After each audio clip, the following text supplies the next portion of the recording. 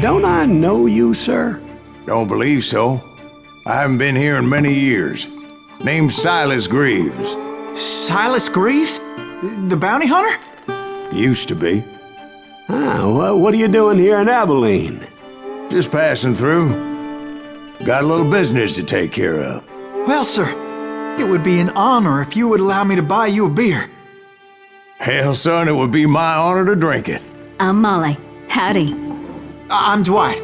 That's Jack and Steve. Ben's behind the bar. Oh, I bet you got some great stories. A couple. Any of them true? Jack, be nice. A few. What about your shootout with Henry Plummer's gang in Bannock, Montana? Is that where you started as a bounty hunter? That's what it says in this here dime novel. Don't believe everything you read in them dime novels, boy. First man I hunted was back when I was riding with Billy the Kid. You knew Billy the Kid? Damn right. That scrawny son of a bitch had no fear. Wouldn't back down for nobody. I heard he collected the 10 stars off any crooked lawman who crossed him. It was a war, boy. The Lincoln County War. And Billy promised his regulators would take the life of every bastard who helped bushwhack John Tunstall. Kid had a big chip on his shoulder and a hair-trigger temper. Made him dangerous as hell.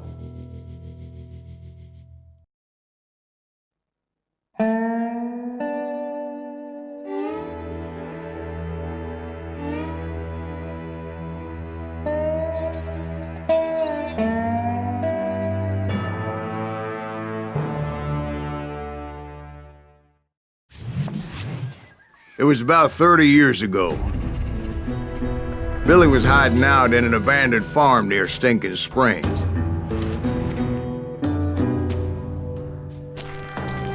I threw in with the kid because the man I had sworn vengeance on was riding with Billy's enemies.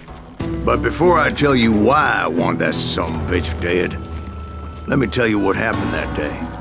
I was heading back to the hideout when suddenly I had this funny feeling. Funny, haha? No, Steve. The other kind of funny.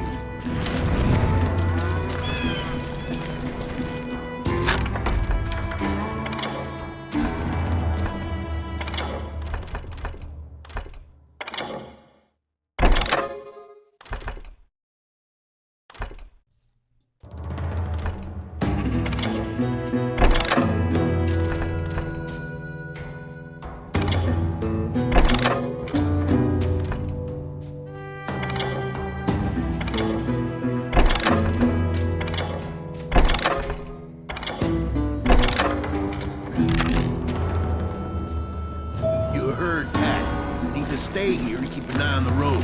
That's not fair. We're missing all the fun. I knew those two morons would never let me through. I had no choice. Hell! Shoot that sumbitch! Was it Pat Garrett's posse? Oh yeah. I heard the shots and I knew I had to move fast. Fire at will! They're coming from the rear! Garrett and his army of deputies had surrounded the entire homestead. I decided to help Billy and the boys out of there. So that's just what I did. As the governor of New Mexico was paying for the kid's apprehension, Garrett was able to hire every gun hand in Lincoln County. Right here!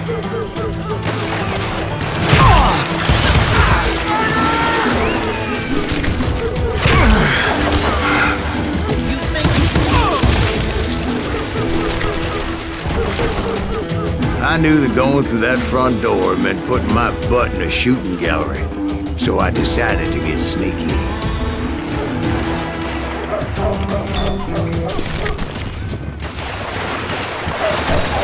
Watch out!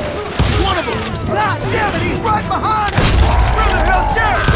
Never around with Garrett's men were running around like a bunch of chickens with their heads cut off. Still, one of them reached the water tower. Not a bad idea. It would be a turkey shoot from up there.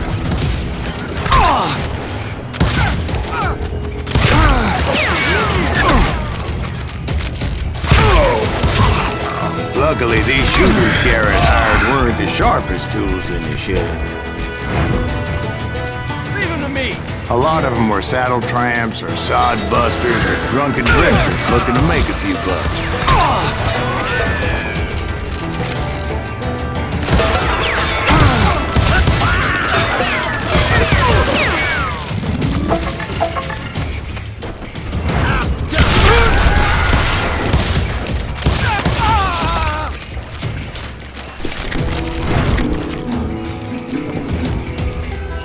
Then, I heard a friendly voice yelling at me from the window. Back door! We'll cover you! Watch your flank! Truth be told, things weren't much better behind the house. I cut their numbers in half, but that just made the ones that were left twice as mad. They made up for their lack of skill with a seemingly endless supply of ammo. It was a bit of a slog, but I finally fought my way around the back of the house. Dead, you And like that, I was inside, none the worse for wear. I passed Dirty Dave, and upstairs I found Billy and Charlie Baldry.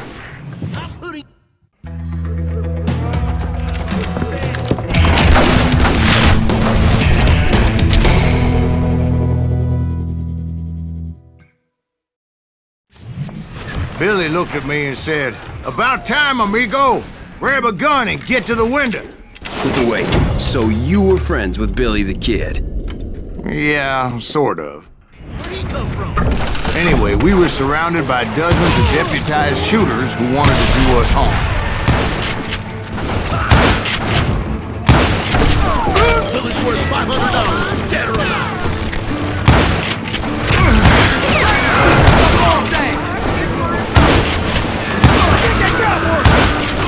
I'm telling you, Garrett's men were dropping like flies, but they just kept on coming.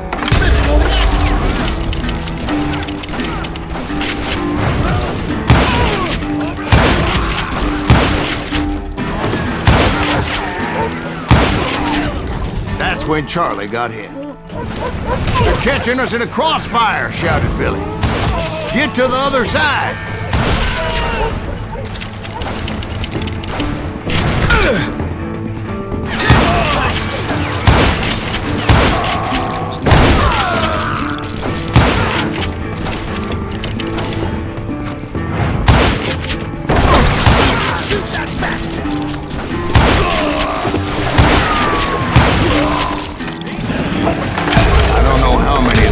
Suckers I personally put down, but it was pretty clear, even to Billy, that maybe discretion was the better part of valor. What's that mean? It means that it was time to cut and run. "They got a Gatling," Billy shouted. "Get the horses and bring them round back. I'll draw their attention." He directed that order at me, and I thought, why the hell do I have to Make a do run it? for it! Those poor sons of bitches are done for! Many would have fled in my place. But I had that false sense of invincibility that many young men have. Like Jack here. What are you saying, old man? Jack is just joshing with him. Yeah, he better be. Mr. Greaves, please continue. Please, call me Silas, ma'am. Now, where was I? You were heading for the barn.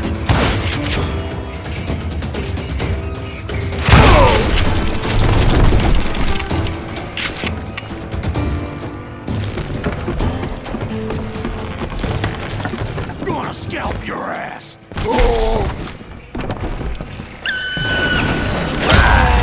Making my way past a passel of fallen foes. Sounds like Garrett hired a whole regiment of hired guns.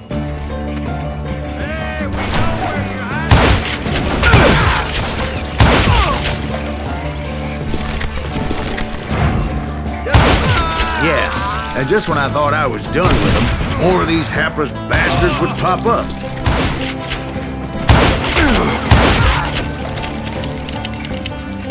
Finally, I had the stables within my reach. And that's when I met Sheriff Pat Garrett. I read that you went toe-to-toe with him, sir. That backstabbing bastard with that tacked-on tin star.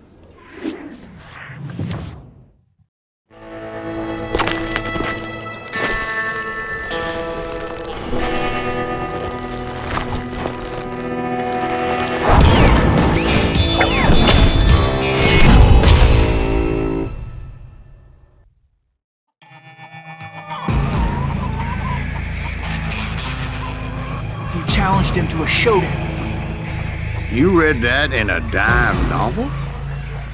It said he showed no fear as he took your measure with eyes like a rattlesnake.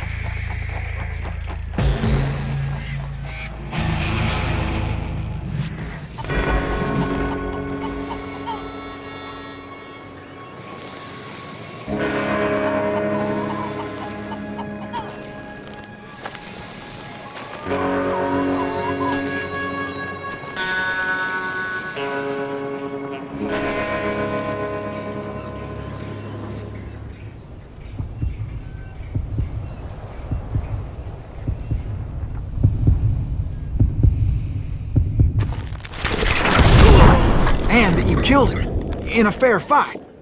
Is that what that Penny Dreadful said? No, boy. That ain't what I meant when I said I met Pat Garrett. So let me start again. I finally reached those damn stables.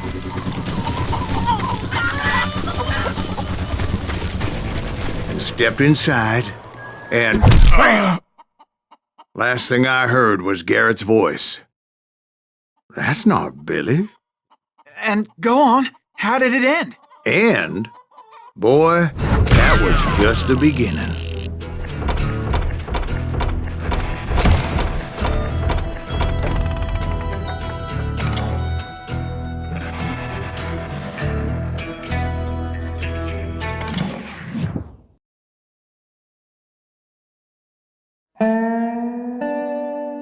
So what happened? Did Garrett arrest you?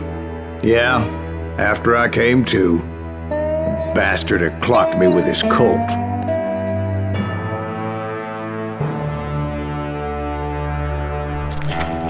And the kid surrendered?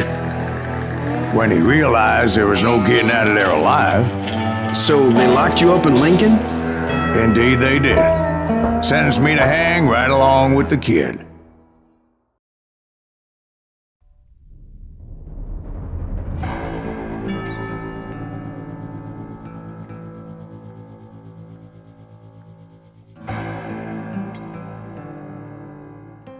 It's important to know that I was only riding with Billy so I could find the bastard I was after.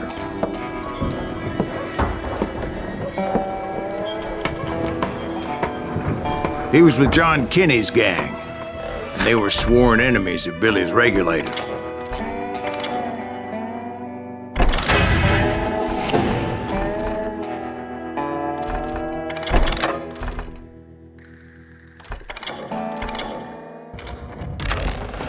Why were you after him? I owed that son of a bitch a bullet for what he had done to me and mine. Instead, all I got for myself was a goddamn death sentence. Luckily, it was right around then that I heard Billy make his move. He shot Jim Bell and a few other guards as he made his getaway. Later, they wrote that some lady friend planted a pistol for him in the privy. What the papers didn't say is that Billy helped me escape, too.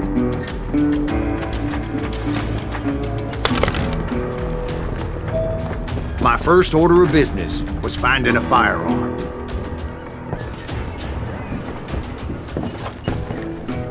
Luckily, I located Deputy Bob Ollinger's mean-ass shotgun.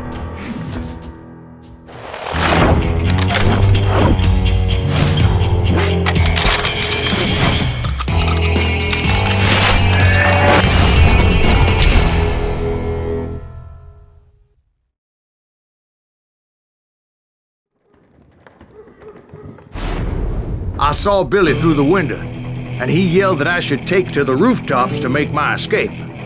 So I did.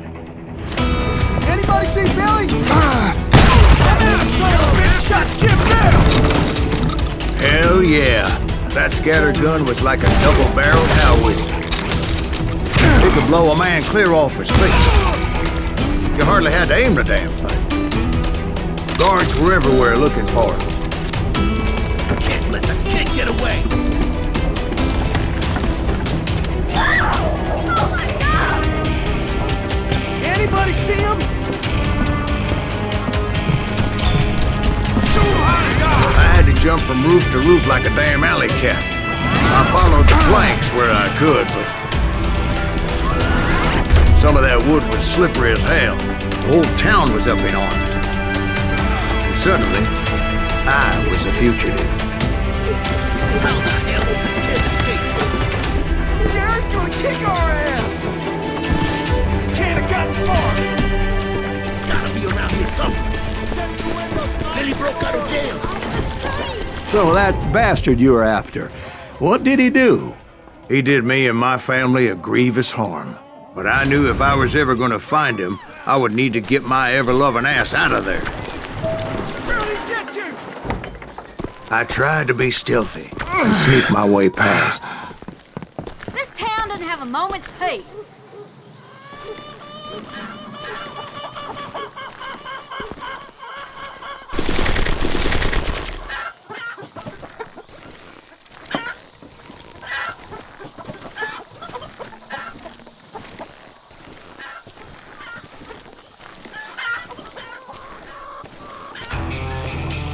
You! But hell, if they weren't all waiting for me. Apparently, some of them thought I was Billy.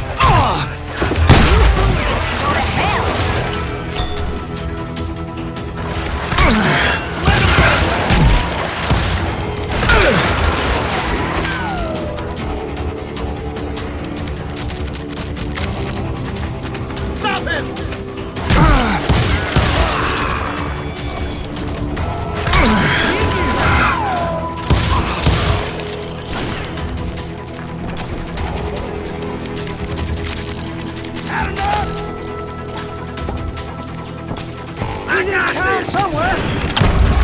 See, me and the kid shared a certain similarity in build and coloring. I was just glad I had Deputy Bob's mean-ass shotgun.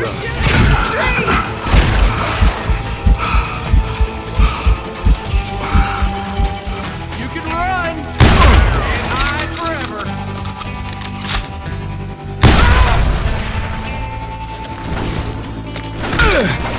Wanna think you do it again?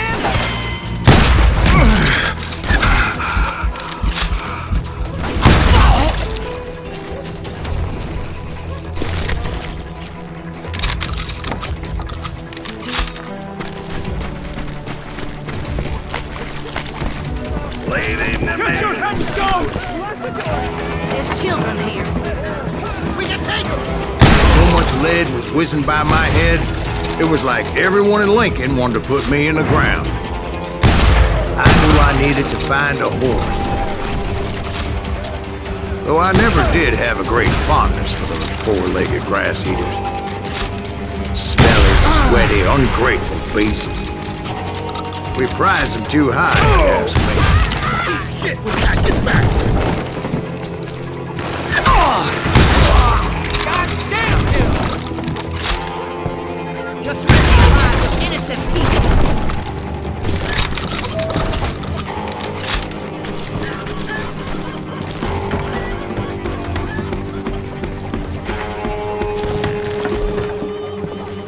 Damn town's going to hell in a handbasket!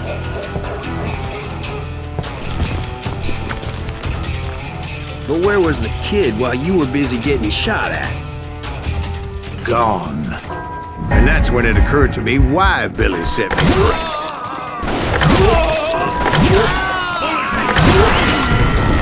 Decency? So I could be a hapless decoy and draw attention while he snuck out of town.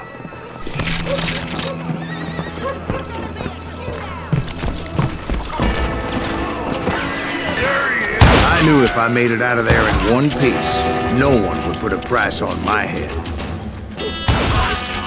Because everybody in Lincoln would be dead? No, because they all thought I was Billy, and all that blame would fall on him. Meanwhile, Deputy Bob Ollinger was organizing a posse to put me down. He was already a mean son of a bitch, but he was doubly pissed that I stole his mean-ass shotgun. I'm getting off the street! Arm yourself! How the hell did he get away?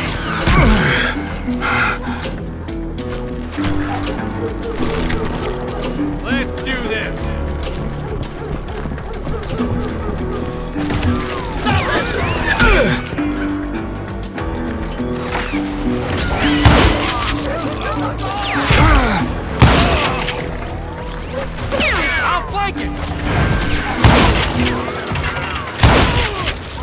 Take him!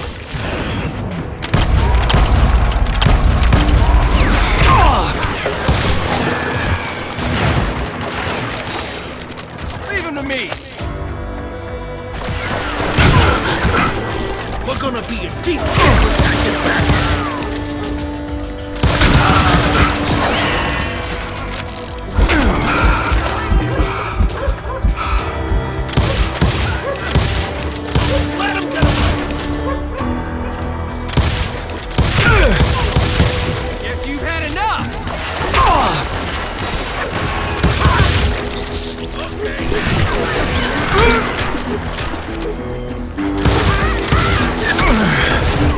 Finally, I found what I was looking for. The stables on the edge of town.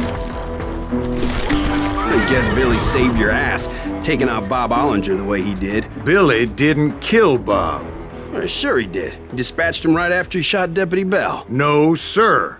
Because Bob came right up behind me, angry as hell that Billy had lit out. "Hello, Bob," I said. "I think you better let me go."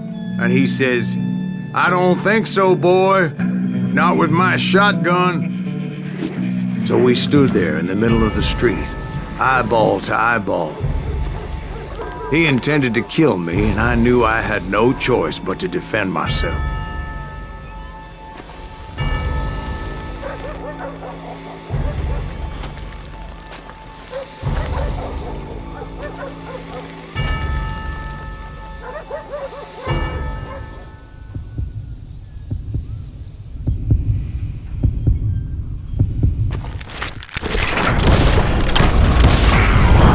I killed him in a fair fight. Everybody saw I had no damn choice. Well, Lincoln got a mite depopulated that day. Pat Garrett gunned down Billy 3 months later. So where'd you go after Lincoln? Mexico. Until I realized nobody was looking for me. I ended up taking a job at the Rurales. The Mexican Rurales? I was hired to help them track down the Cowboys. The most vicious outlaw gang in Cochise County? Curly Bill Brocious? Johnny Ringo? Led by old man Clanton himself. They must have paid you a pretty penny to take them hombres on. Not really. But truth be told, I had my own reasons for going after those boys.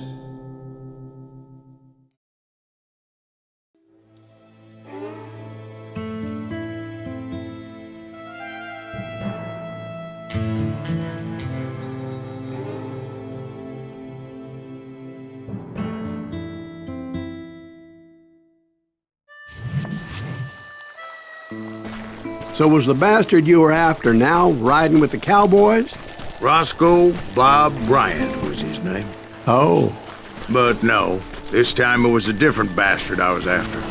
The aforementioned Mr. Ringo. I came upon them robbing a stagecoach, which wasn't surprising, being they were such murderous thieves and bastards. The bandits wore red scarves, so I knew they worked for the old man. Over there!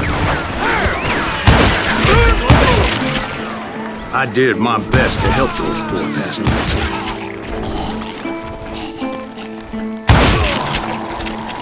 Moments later, the attackers were dead, and I checked the stagecoach to see how many passengers were still breathing. None. It was then I wondered if the rocks weren't hiding more bandits. Was that all of them? Or did I just hit the rear guard? I quickly got my answer. They attacked from on high like Apaches often did.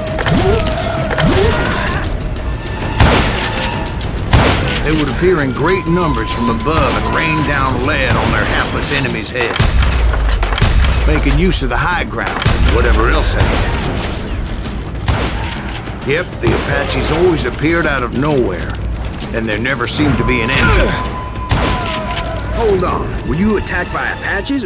What happened to the Cowboys? Did I say they were Apaches? I said Clanton's Cowboys attacked me Apache style. I was in a pitched battle, but I was holding my own against an overwhelming enemy force. See, at the time, I was still pretty green, but often blunder into regrettable situations. But I just kept shooting at anything I could see up in those damn rocks. I didn't see Ringo, but I knew he was with the Cowboys. He and Roscoe Bob had done me a dreadful wrong, and I was determined to have my revenge. But to get to Ringo, I knew I'd have to fight my way past these other assholes first.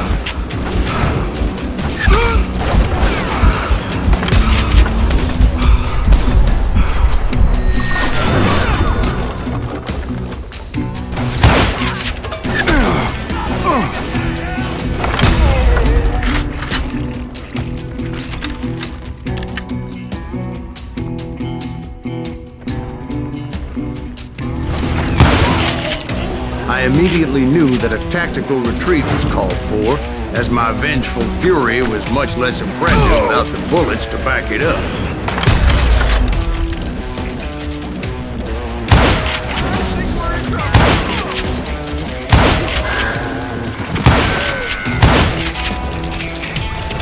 Where's he going?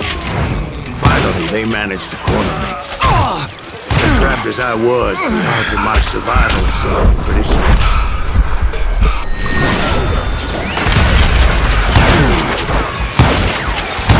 Luckily, serendipity was on my side as I suddenly spotted a way out of my predicament.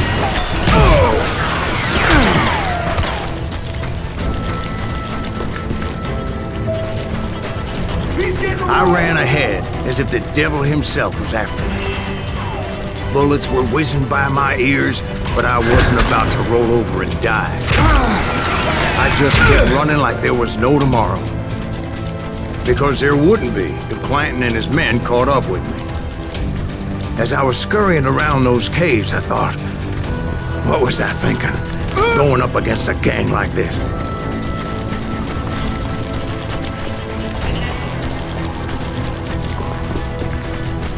Dead man! I just kept running, not knowing where the hell I was going. And that's when something miraculous happened. Like manna from heaven, I found the desiccated remains of what looked like an Apache warrior. The old weapon next to him supplied me with some much-needed ammunition.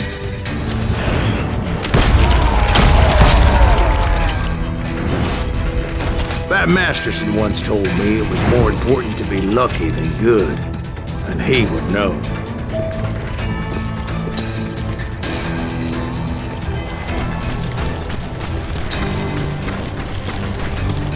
And imagine my surprise when I found a fistful of dynamite to go along with that ammo. That stroke of good fortune evened the odds and bolstered my confidence. It was time to turn the tables. Time for the prey to become the predator. Time for the hunted to become the hunter. Time. All right, Jesus, we get it. They were right where you wanted them. That's right, Jack. I was done running. The old man's boys were not expecting that. No, sir. I came at them like a wildcat. My fury knew no bounds.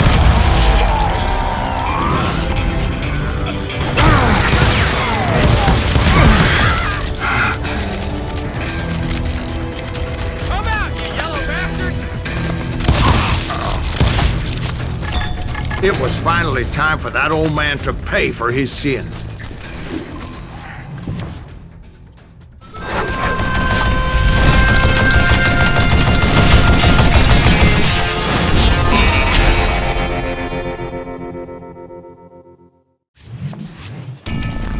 I yelled out at the top of my lungs, "Clanton, I'm coming for you!" A little stealth might have made more sense, to be perfectly honest. Because that old fool had a Gatling gun and enough bullets to last him till kingdom come. But I knew I could not let that deter me. Not if I was to find and kill Ringo. I needed to get that old man off that gun.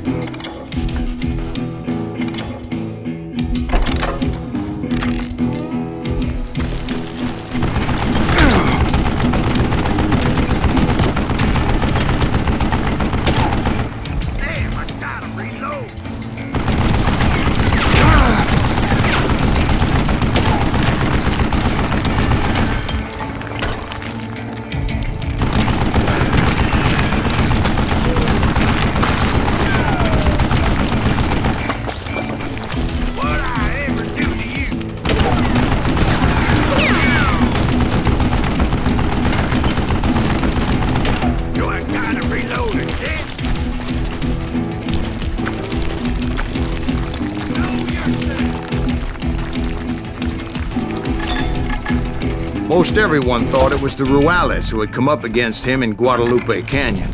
But it was just me.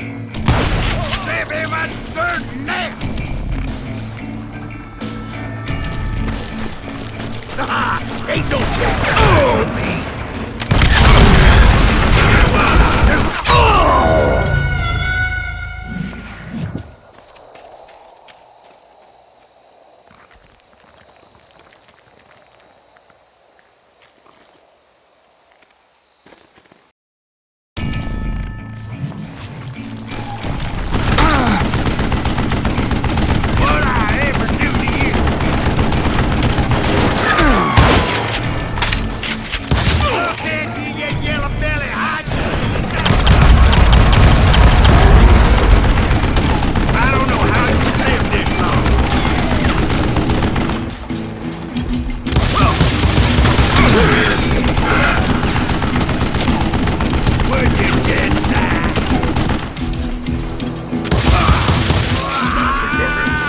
Apparently, one of the Cowboys made it out of there alive and told Ike and Billy Clanton that it wasn't a Mexican who took their father's life that day. They just assumed it was one of the Earps, and that little misunderstanding eventually led to that legendary gunfight at the OK Corral.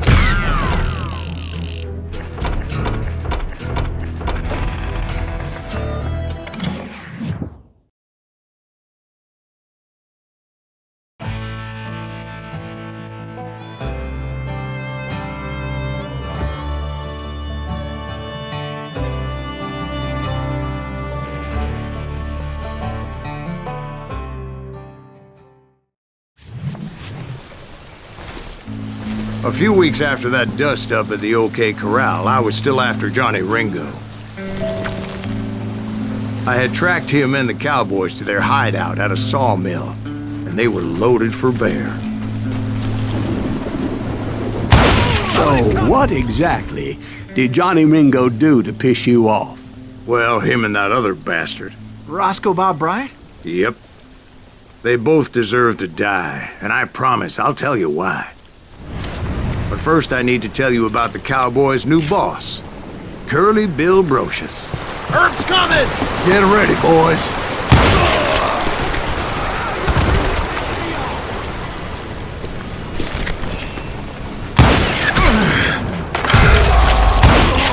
Curly Bill took charge of the Cowboys upon the old man's demise, and after that gunfight at the OK Corral, the Clantons wanted revenge.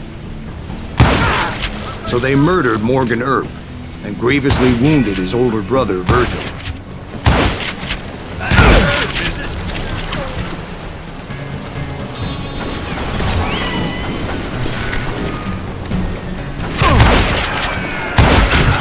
Wyatt and Doc went on what became known as the Vendetta Ride, hunting those outlaws down. So when I showed up, that's who they thought I was.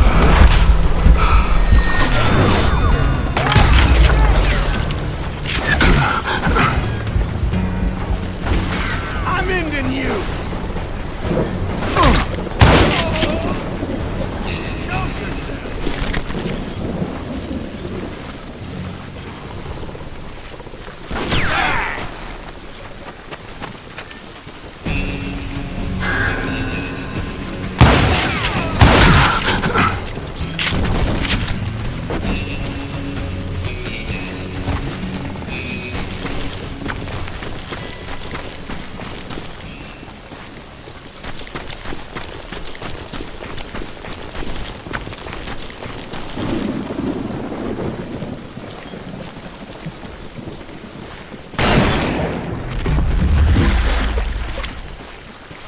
There were killers around every corner, all wearing red bandanas.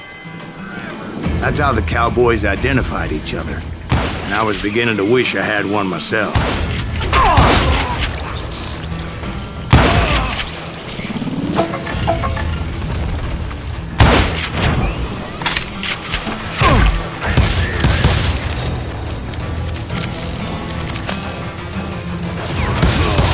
But I wasn't about to let Ringo walk away unscathed. And that's what drove me forward.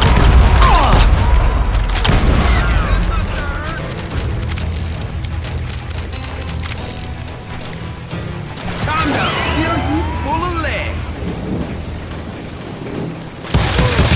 They say that Ringo was infernally fast. I hardly saw anyone faster, boy. Certainly not Wyatt Earp. That man was all hat and no cap.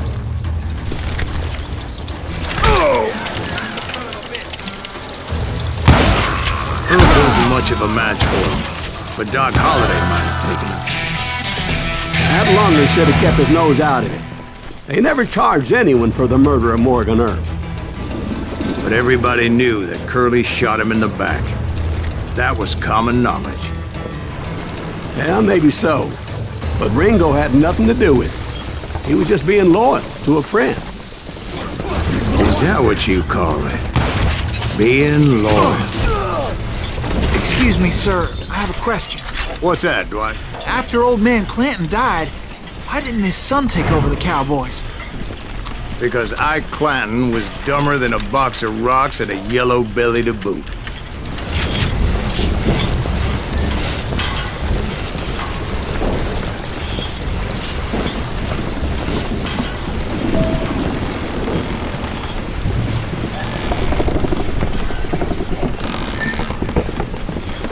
Now, where was I? Taking down the entire cowboy gang single-handed. Indeed I was, Jack. Some bitches. Welcome.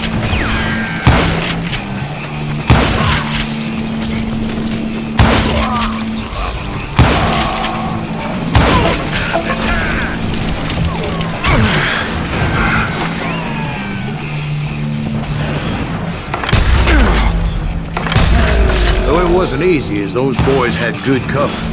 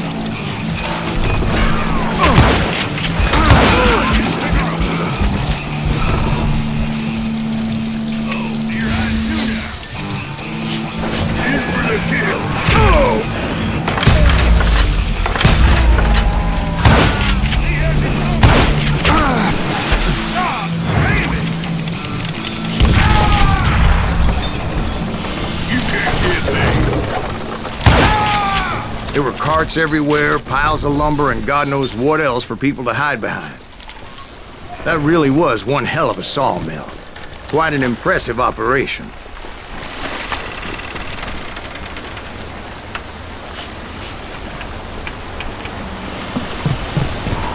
And where was Curly Bill? Did you see him? I'm about to get to that, Ben. Patience. I'm painting a picture here. There was this beautiful waterfall and a crystal clear stream that led to a verdant valley that was truly...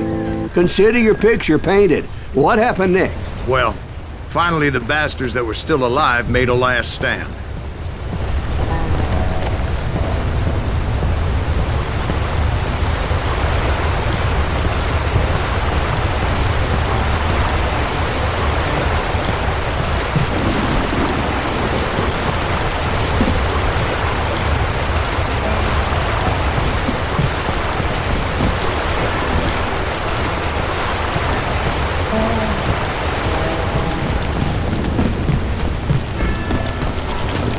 Curly Bill, Johnny Ringo, and his compadres took off into the lumber yard, and I followed after.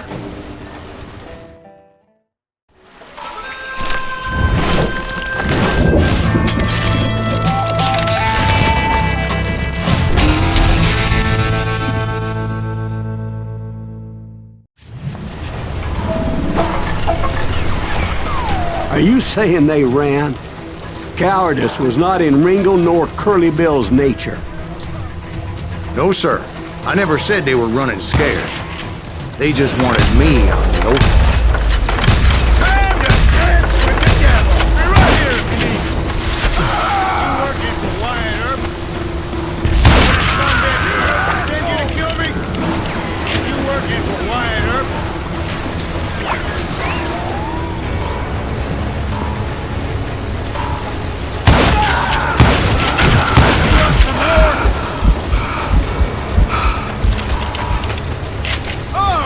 Play hide and seek!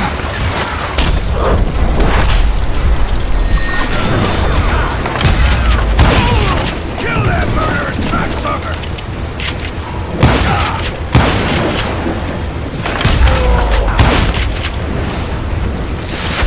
Shit!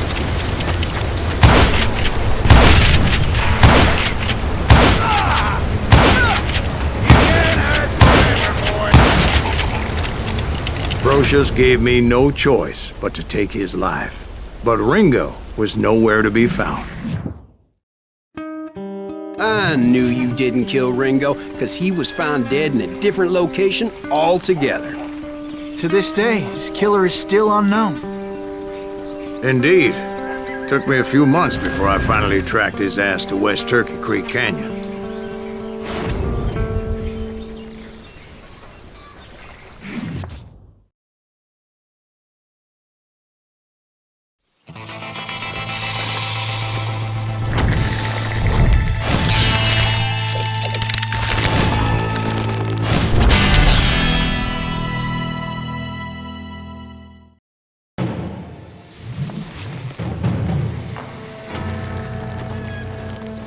That's incredible, sir. I always thought that Doc Holliday was the one that killed him.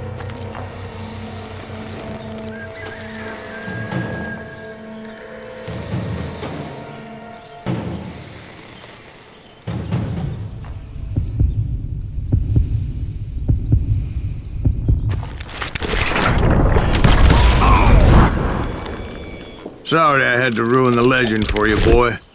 But the legend ain't always true. Doc Holliday had nothing to do with the death of Johnny Ringo.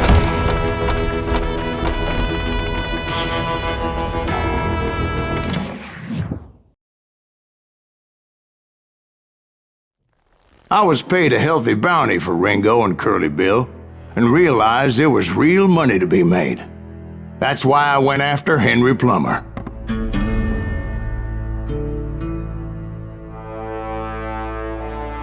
Now, wasn't he the sheriff who augmented his income by shaking down miners and robbing gold shipments? That's the one. Oh, yeah, I remember him. He ran that gang of thieving outlaws called the Innocents. So it's true that you went toe-to-toe with him? Indeed I did, son. Indeed I did.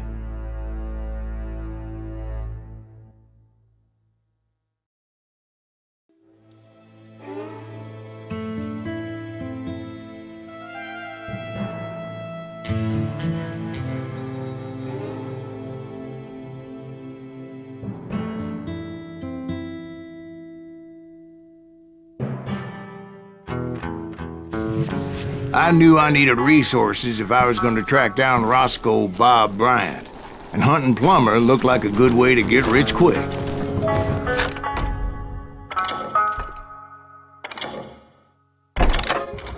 As the local vigilantes exposed him as the leader of the bandits, and put a generous price on his head.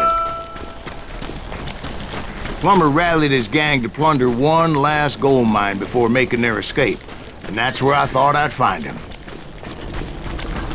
It makes me nervous standing so close to all these goddamn barrels of gunpowder. Why would you be nervous?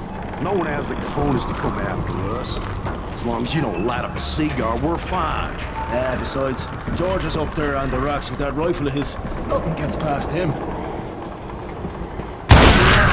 As my late father pointed out to me more than once, God made men, but Samuel Colt made them equal.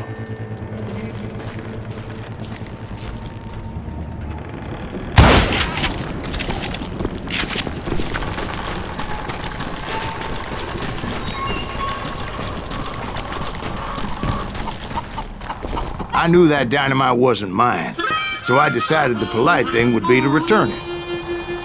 It was the biggest gold rush since Sutter's Mill in '48. Unfortunately, prospectors weren't the only ones drawn to those riches.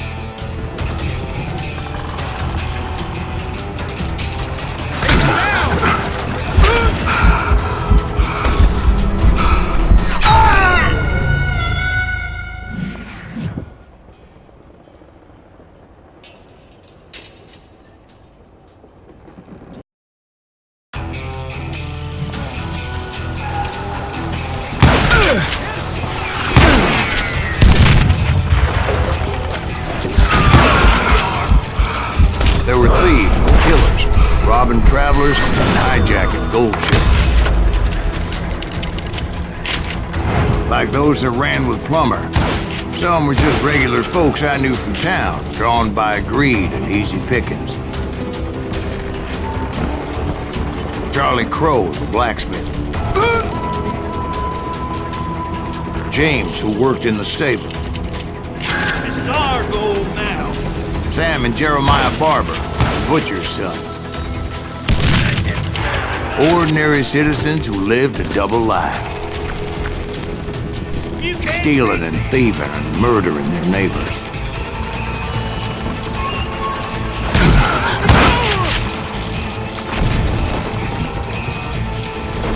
I will throw you down a mine shaft.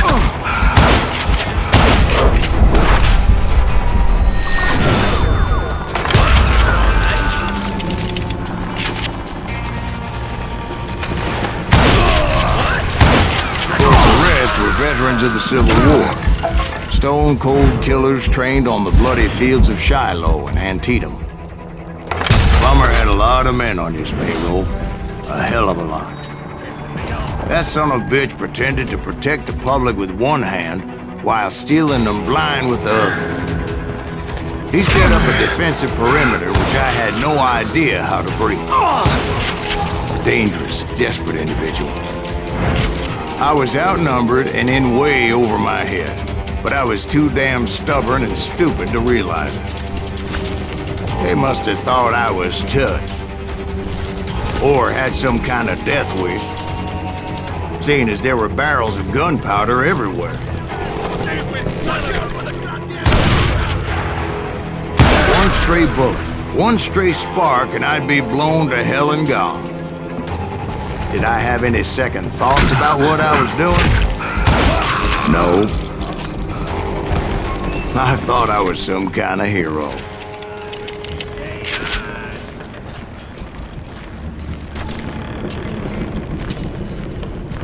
I finally made it past and headed on to meet my destiny.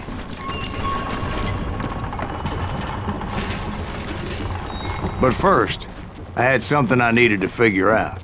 I had a few ideas on how to get into that mine, but once I made my decision, I knew there was no turning back. So my first thought was to enter the nearest mine portal. I saw an entrance. Made sense. It was the quickest way in, but that also made it more dangerous, as there would undoubtedly be enemy pickets posted along the way.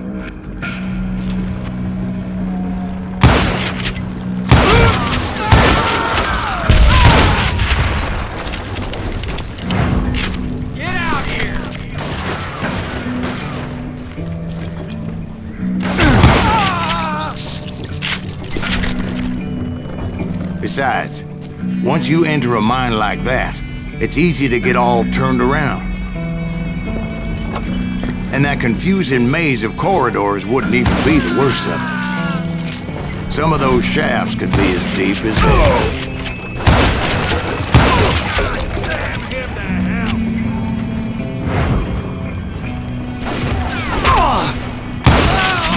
single stumble or misstep can easily end in a deadly plunge to oblivion.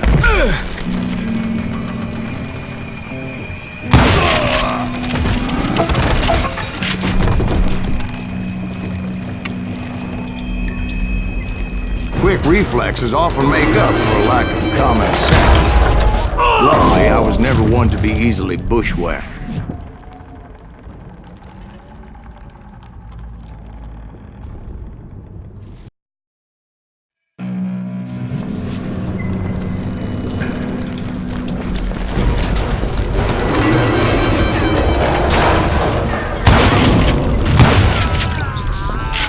I would just need to be careful not to blow myself to kingdom come. With all that gunpowder and dynamite everywhere, the body has to know what he's shooting at. All it takes is one tiny spark, and boom. Thank you!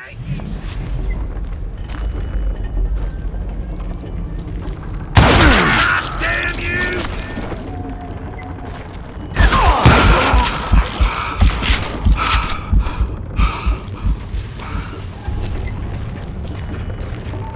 One wrong bullet could have turned that mine into a dad-blasted tube.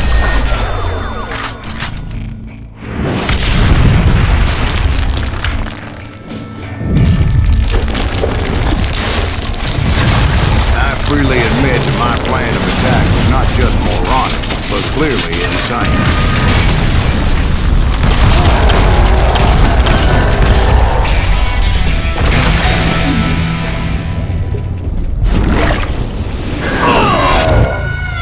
It's a good thing that I abandoned that ridiculous plan before I even tried it.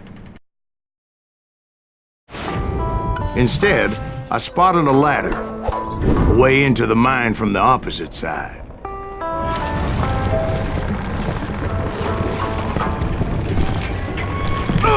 It was a long way around, but that approach seemed more sensible at the time. Of course, being I had a problem with heights, that scaffolding scared the bejesus out of me.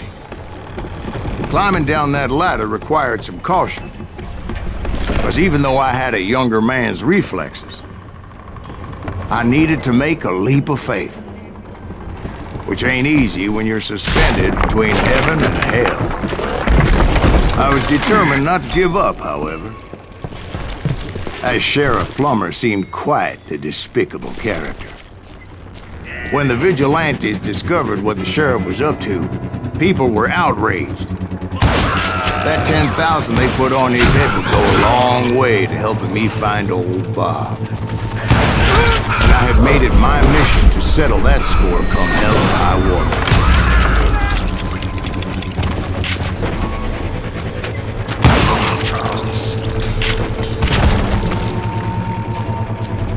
But first, I would have to make a choice. Take the elevator or climb the ladder.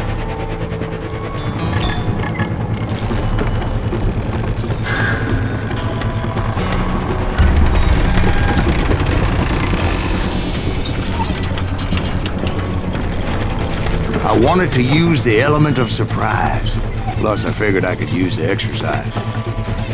I was warmed up already, so what the hell?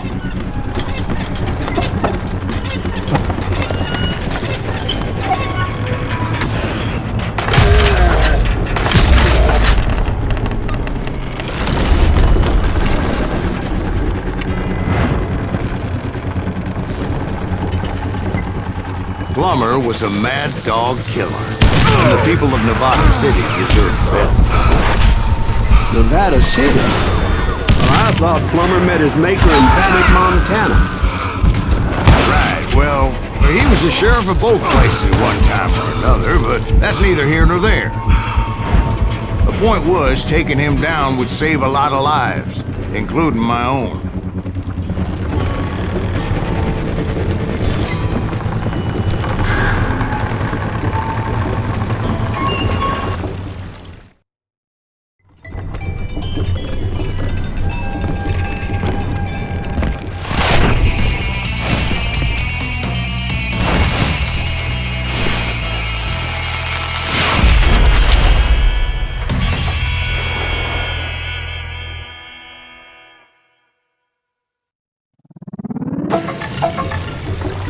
Ooh! Well, this day is just getting worse and worse for you. Hey! Henry Plummer was clearly unhinged, and I could see right away that this was gonna take some doing.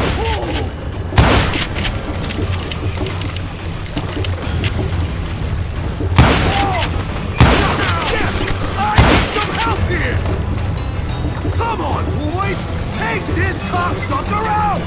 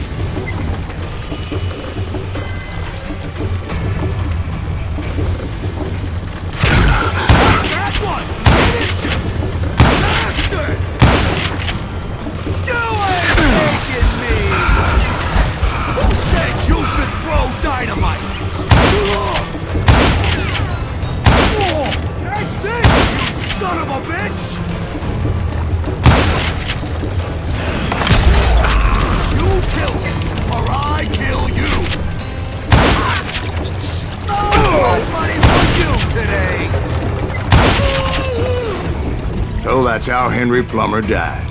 Him and his crew were worth their weight in gold. And now, I was officially a bounty hunter.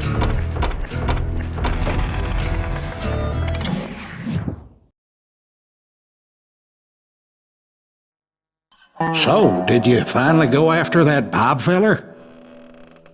Well, I heard word he was in Kansas with John Wesley Hardin. So that's where I went. Where in Kansas? Abilene. Why do you ask, Ben? No reason. Was Hardin as fast as Ringo? Ringo was fast, but John Wesley was as fast as the devil himself.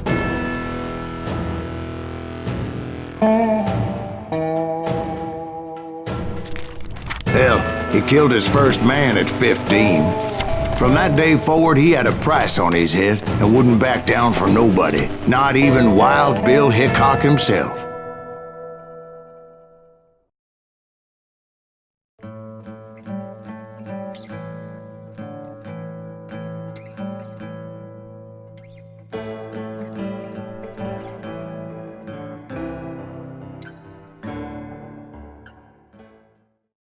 I dodged death many a time, and that night in Abilene was no different. Why is that sumbitch still standing? I was there with the intention of finding that bastard Bob and collecting a bounty on John Wesley.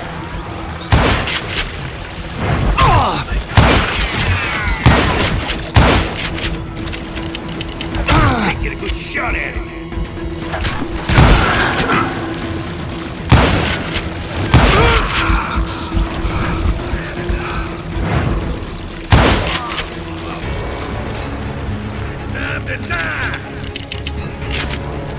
I thought the Texas Rangers got Hardin. Yeah, that's what they want you to believe.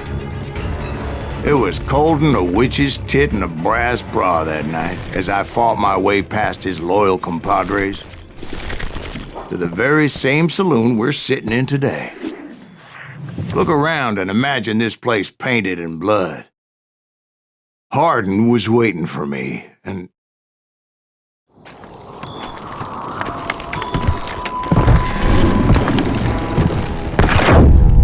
wait, I'm jumping the gun here. Let me back up and give you some background on this sumbitch. He deserves that much. Don't you think so, Ben? John Wesley Hardin was a killer. By the end, he confessed to taking the lives of 42 men. He was a bona fide folk hero by then, and had amassed a gang of armed miscreants and other assorted thugs. He and his men set up camp outside of town, and I was hoping Bob was among them. God damn it! Shoot that son of a bitch! They didn't ask why I was there. They knew. As most of them were wanted as well. I figured Hardin was here somewhere, but to get to him, I'd have to get past his gun hands. I had to spill a lot of blood to find out Hardin wasn't in that camp. He was carousing in town with his closest friends. Hardin's boys apparently didn't want me to reach the bull's head. Some were hightailing it into town to inform their jefe of my unwelcome presence.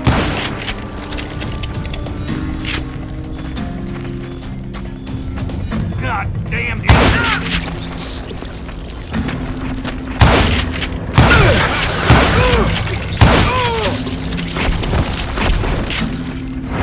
Tell Hardin someone's coming for him. Stop that sumbitch! Let the boys know we got another law dog.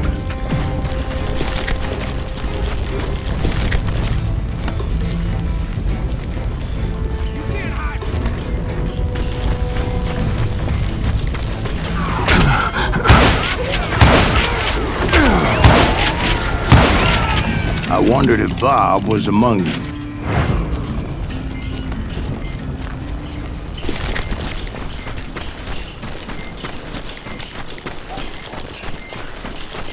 And I steeled myself for the fight ahead. For as good as I was, deep down I wondered if John Wesley wasn't just a little bit better. Before I could test my mettle against Hardin, however, I would first need to dispatch his cadre of hired killers.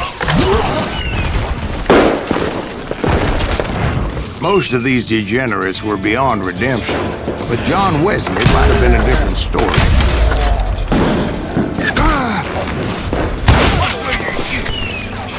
I didn't learn until later that that night was in fact his birthday celebration.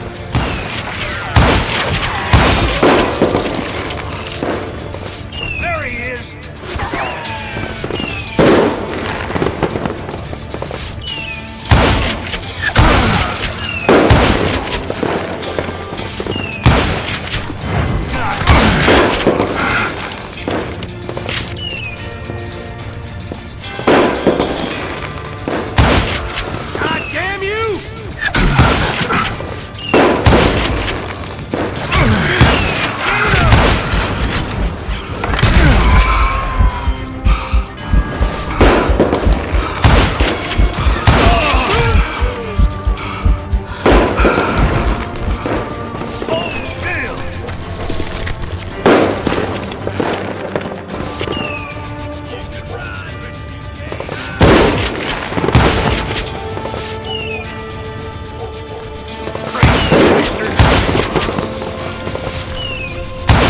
I think I already mentioned that I found Hardin in this very saloon.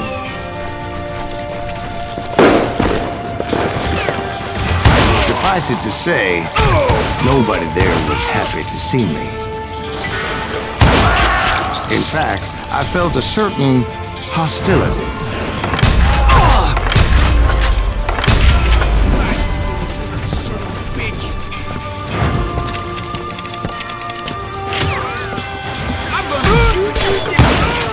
I was disappointed that neither Bob nor John Wesley were among the dead.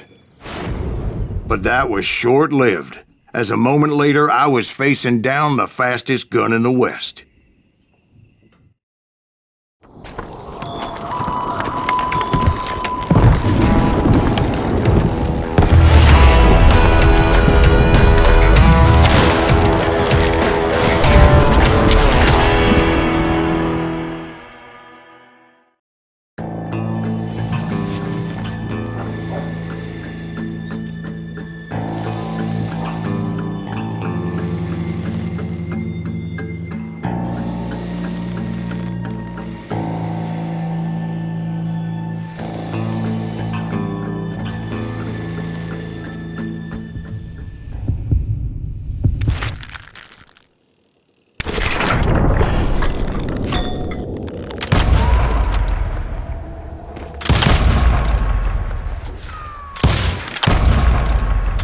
That man was faster than greased lightning.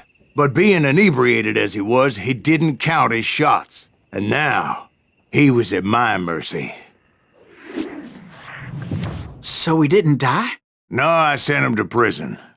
Years later, after he was free, some restless Avenger took his life. Shot him in the back at a saloon just like this one.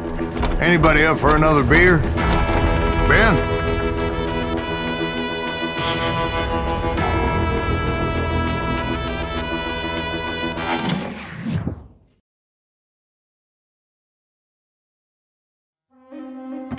Thank you, darling. Yeah, some say revenge is a dish best served cold. So whatever happened to that Bob guy you were after? Personally, I'd like to hear some of your other adventures. Like, I don't know, did you ever go toe-to-toe with a red man?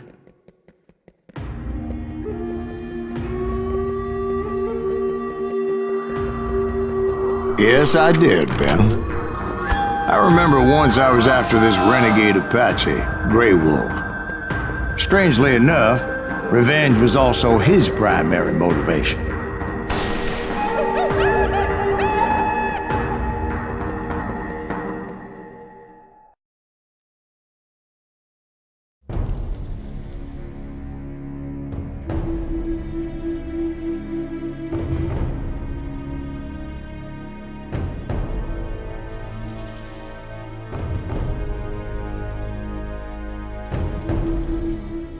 A bounty was put on Grey Wolf's head, and that's how I came to hunt him in the mountains. Mountains so high they tickled the nether regions of heaven.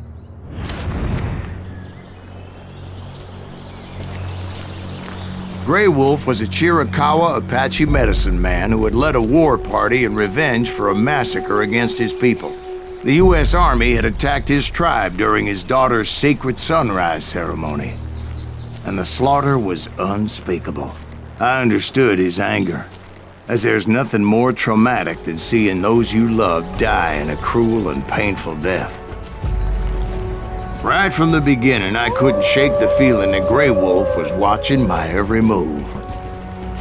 He led a band of young Apache warriors who wanted retribution and were more than willing to die for him.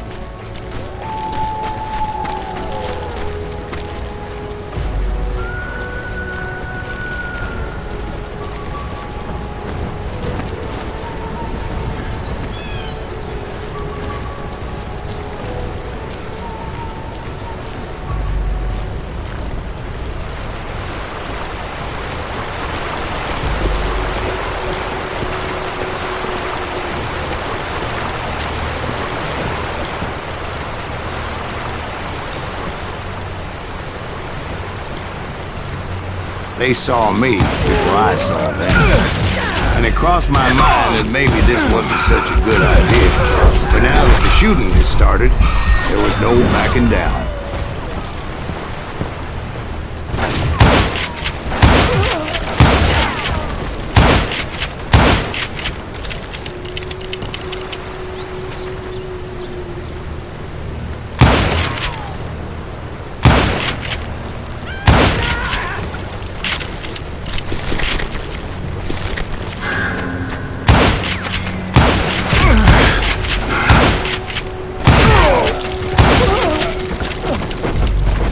It was rugged country, the winter home of the Chiricahuas, and that's why they had retreated there.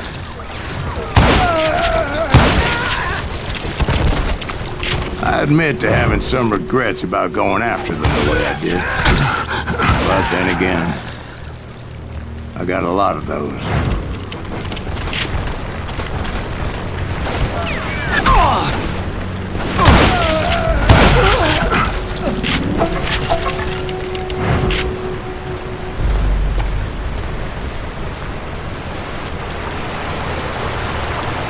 Did you find Grey Wolf? Not at that moment, but I did find the entrance to their hideout.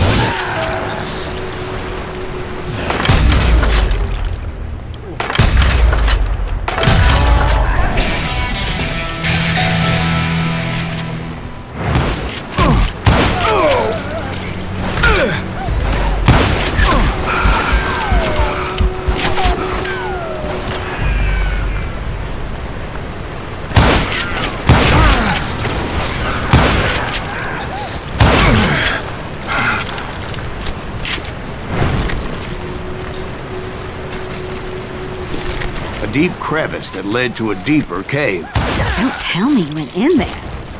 Yeah, but it's not out of bravery so much as pure, angry cussedness.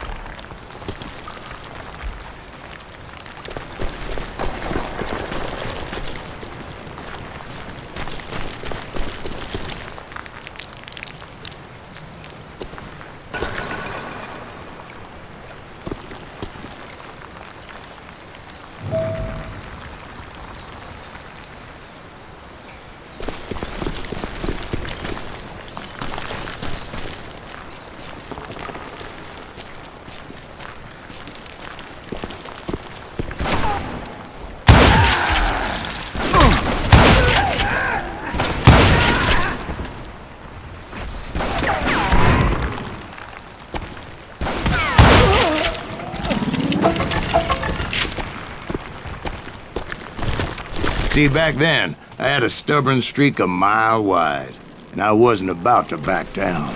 So it was like pitch black in there? Actually, it was pretty well lit, as they had torches on the walls.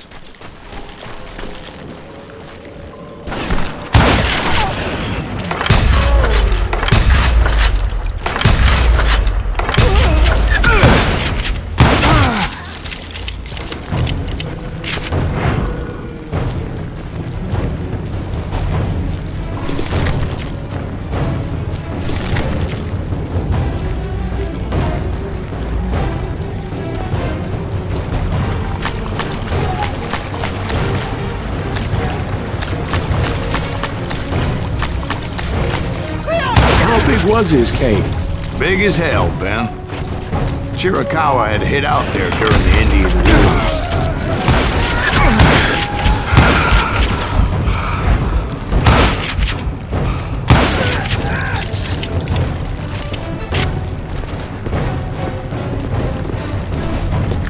They thought it was haunted with the ghosts of those murdered by the horse soldiers. The cave was haunted with dead Indian ghosts?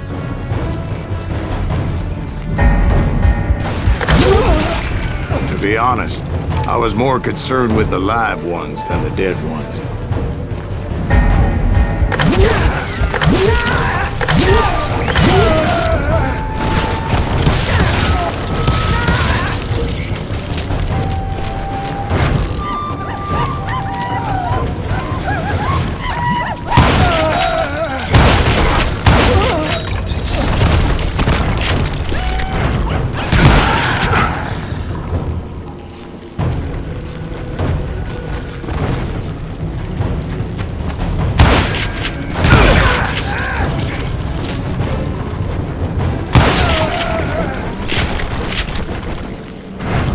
How come you know so much about engines?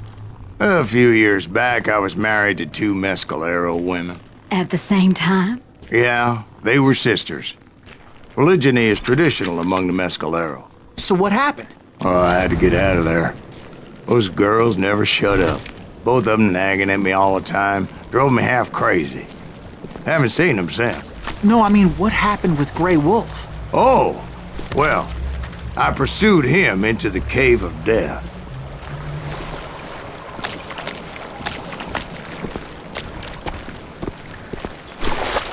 I came upon this flooded grotto, and that's when I saw him. He came to me unarmed and unafraid. His voice echoed in the shadows, and I sensed he meant me no harm. You carry great darkness in your heart, and if you do not release it, it will claim your soul. The sound of his voice put some kind of ancient Indian spell on me.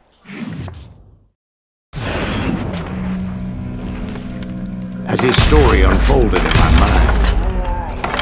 You will come to this place again and kill many more men, and the darkness will grow until it consumes everything that you are. The soul would have no rainbow if the eye had no tears. He said I was a great warrior, a coyote man, unequaled by any other pale-faced warrior, or something like that. The snakes will bite shadows of your past until a venom poisons your heart, and an echo of the song of the dead summons the spirits deep from within the mountains. I didn't quite get what he was saying, but there was definitely snakes.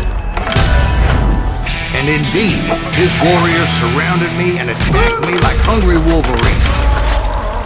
They couldn't stop me, though, and Grey Wolf wasn't in the mood for idle talk.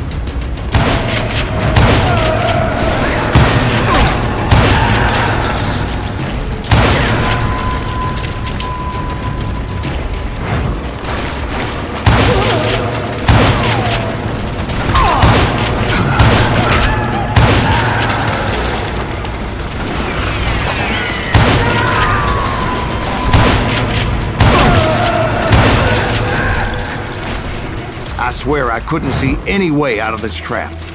But suddenly, one just appeared. Kind of like a miracle.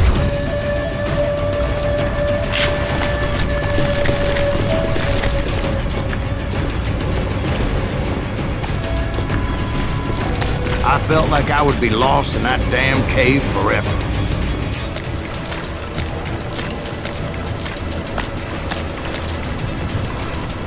Finally, I found myself back outside, perched on the edge of a precipice, overlooking a thundering whitewater river. To get where I was going required several leaps of faith, but no way in hell I was turning back.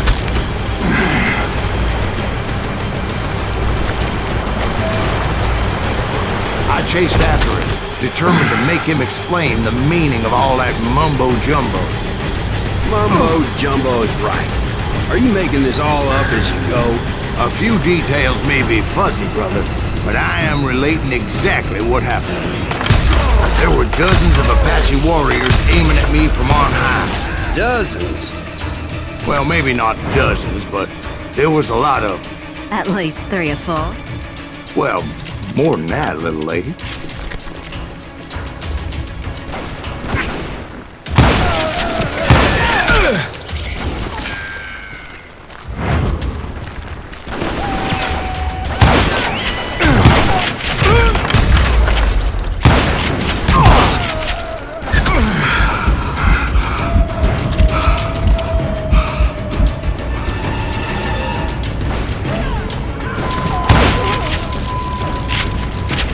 I had a steep climb up creek ahead of me and scrambled up those rocks like a mountain goat.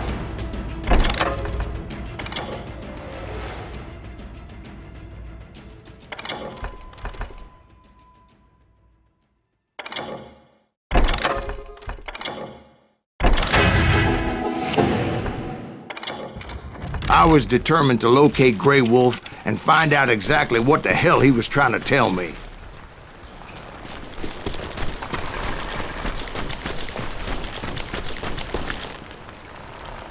And wouldn't you know it, that crafty son of a bitch led me right into a trap. What kind of trap? Well, son, there had to be at least 100 Apaches surrounding me. 100? God be my witness. Oh, come on. Who are you kidding? Hey, I believe you. Come on, tell us how it ended.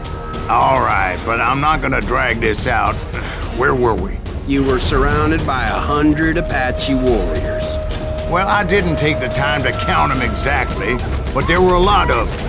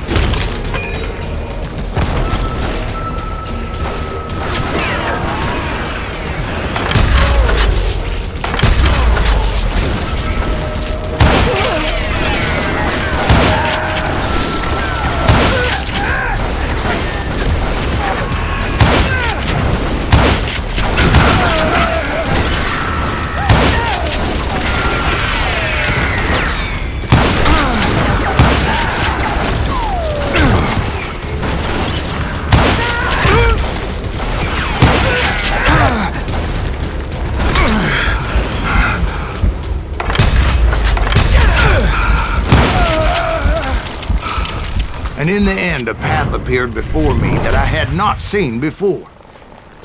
I followed it as I desperately needed to find out what Grey Wolf was trying to tell me. But it was like that son of a bitch disappeared into thin air.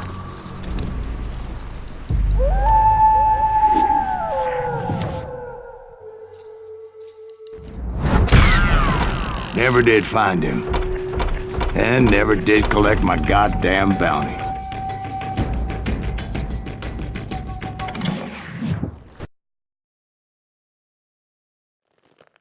Thank you, darling. It's interesting how the truth can sometimes seem might malleable, depending upon your point of view. Like how those dime novels make you out to be something you're not? Jack, don't be starting trouble. No, he's right. They do tend to exaggerate. Did they exaggerate your part in taking down the Daltons? Well, I was there in the flesh, boy, so I saw what happened firsthand.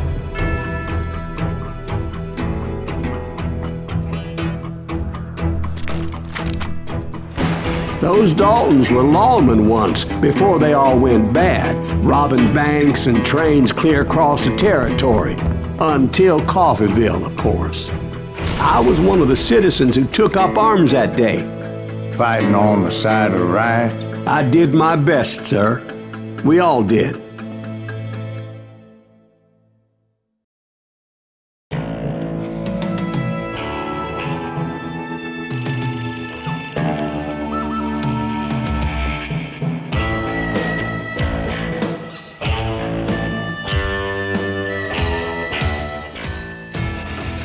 It was early morning.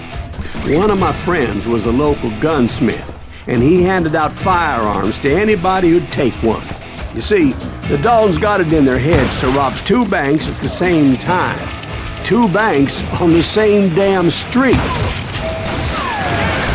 The story was Bob Dalton's girl was always writing him about how he had no ambition. Well, the locals recognized the Daltons right off. Before they could get away, half the town took up arms to defend their property.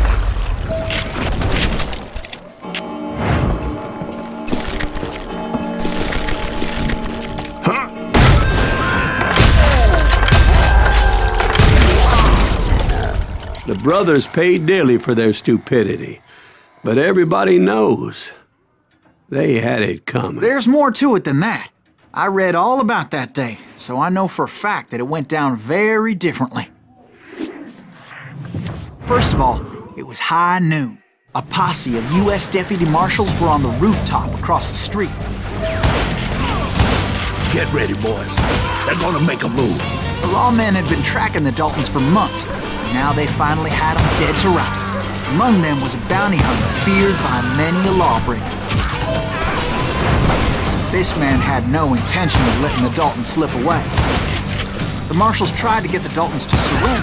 They'll give up eventually. We just gotta wait and some bitches out. This bounty hunter knew that the brothers were far too proud to ever lay down their guns. So he went in there alone to confront those criminals. One of the marshals shouted, "Where are you going? Are you crazy?" Hey, where do you think you're going, dumbass? That rifle's mine. But he paid him no mind. He saw a way to get around to the back of the bank. Then he figured out how to hit the Daltons from a direction they weren't expecting.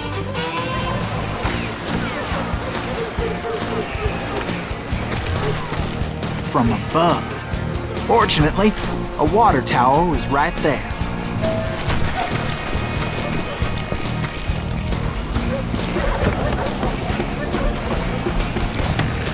A moment later, he was climbing up a steep ladder, laughing at danger as he did.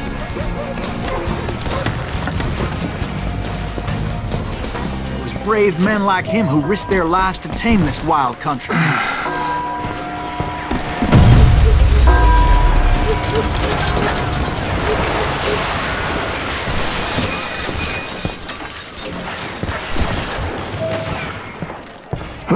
We've got company.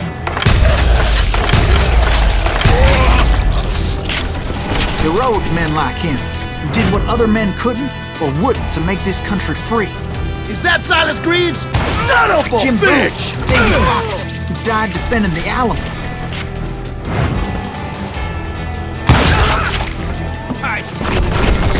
Bitch!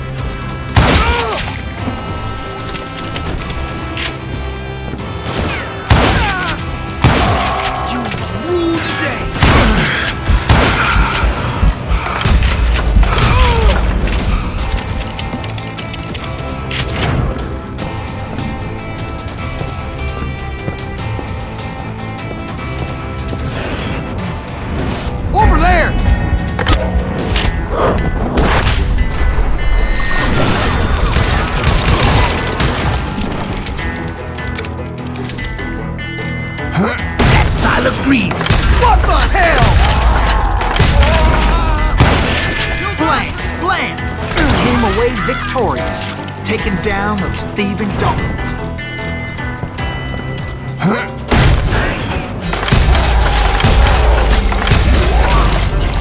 His name was Silas Greaves, and when the dust finally settled, he was the last man standing.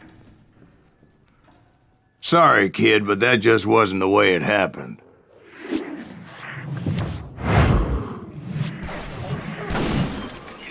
It was early evening, not high noon.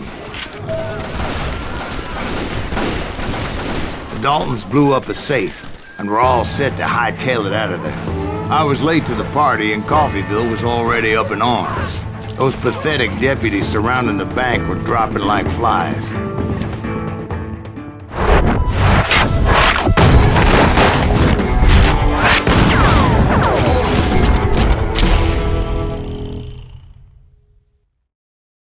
I had been tracking those jokers for months, waiting for them to do something reckless. And finally, they did. Those stupid bastards decided to rob 2 banks at the same time in the same town where everybody knew them. But they still had friends in Coffeyville.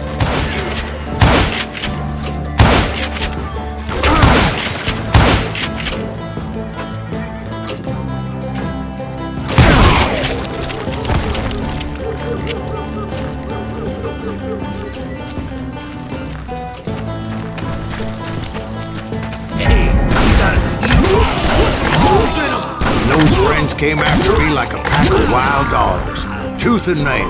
They were coming at me from all directions. I caught sight of the Daltons running with the money and didn't want to lose them. Problem was, they knew the town better than I did. And to top it off, I found myself in the middle of another shootout entirely. Did the Daltons hole up in somebody's house? No, it was the Smiths, I believe. They were cousins of the Daltons. They were shooting at the Browns, who were shooting at the Daltons, which wasn't any surprise, because those 2 families have been feuding forever. And since the Joneses are related to the Browns, they shot at the Smiths, pissing off the Heimhoffers, whose daughter recently married a Smith. Well, bullets were flying every which way as all the old feuds in Kansas caught fire all at once. There was a hell of a lot of pissed off people in Coffeyville that day. But that's just the way life is sometimes. Shit happens. The Dalton boys knew I would never give up. Those Daltons weren't the sharpest knives in the drawer, but they always stood together. They set a trap to slow me down and allow at least 2 of them to escape. The 3rd brother stayed behind to plant me, just in case that trap of theirs didn't work.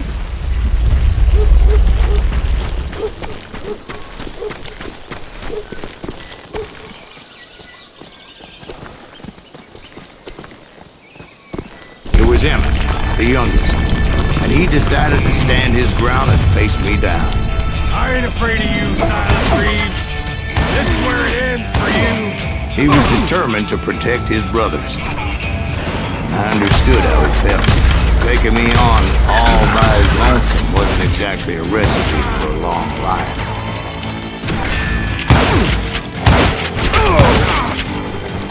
You ain't getting by me, Greaves.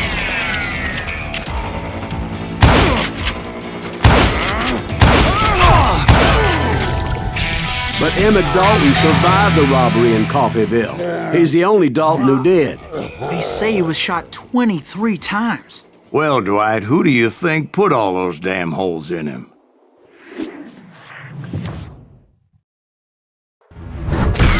But I have to admit, that boy had grit.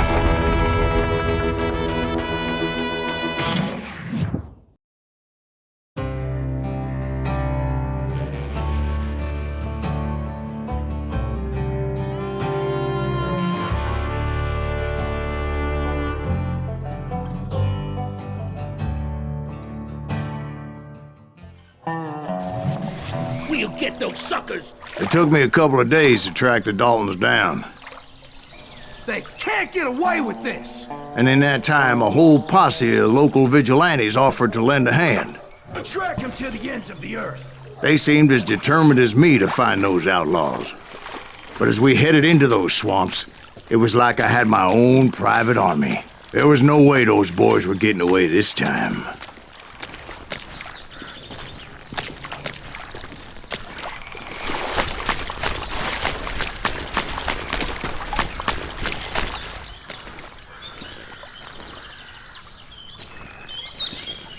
It was early fall, right?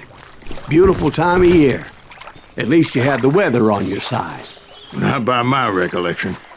It was damp and foggy as hell. It was tough to stay on a true course, so we kept an eye out for landmarks.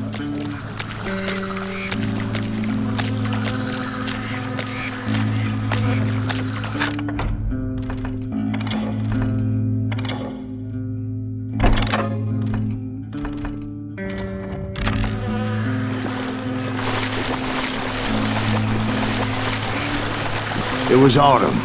The maple trees were in full color, red as blood.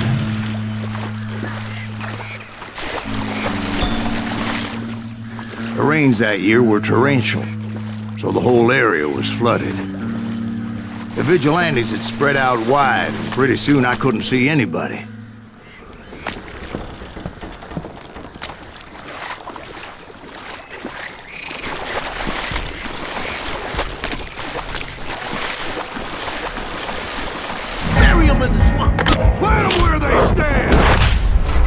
Except for some bitches ahead of me who wanted to do me harm. So I had to face them alone. I wondered why my compatriots didn't come running when they heard the shots.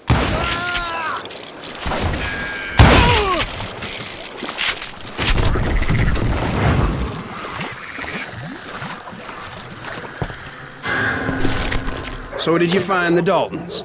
Not yet. But I did have the questionable pleasure of meeting a few of their friends.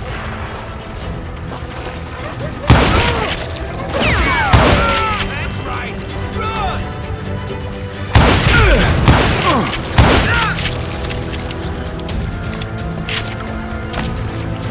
The boys had established quite a reputation by that time, so they attracted all manner of riffraff to their cause.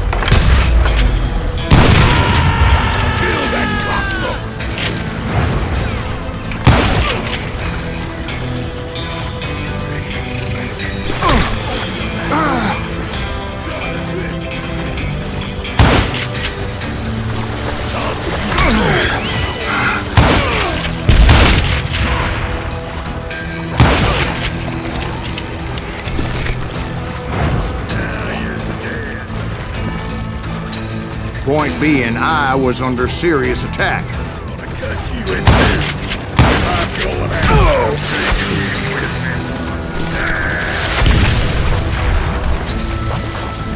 And my reinforcements was nowhere to be seen.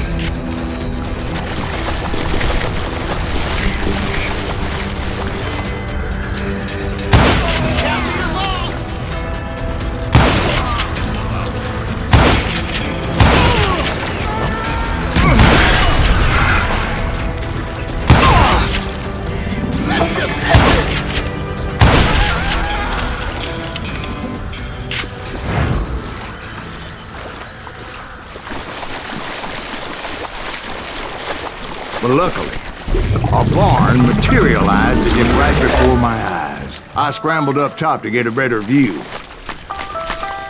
but just ended up falling inside. So, how did you get out? The barn doors was open. About right then, I saw some suspicious characters running for the bushes. Of course, I followed them. But that goddamn swamp was like a goddamn maze, and pretty soon I had no goddamn idea where I was. Steve? So I just started walking, and pretty soon... Oh.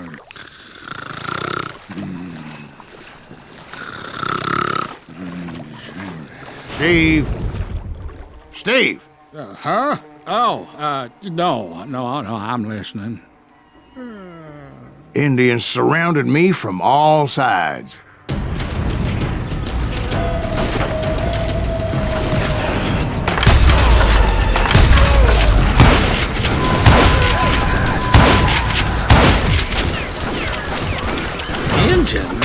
There were Indians? No. I just wanted to make sure Steve was paying attention. Now, where was I? You were following the Daltons through a swamp? That's right. See, Steve? Dwight's paying attention. No, I'm listening. I was just resting my eyes. So, where was I? The Daltons. Right. See, there's a reason so many outlaw gangs are made up of brothers. Being a brother is a very sacred thing. It's a bond like no other.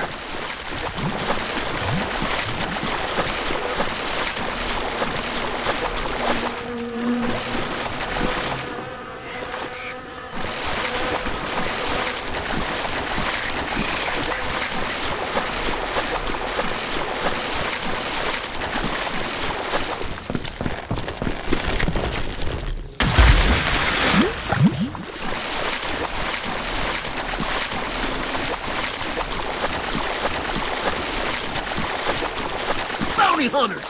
Stop that,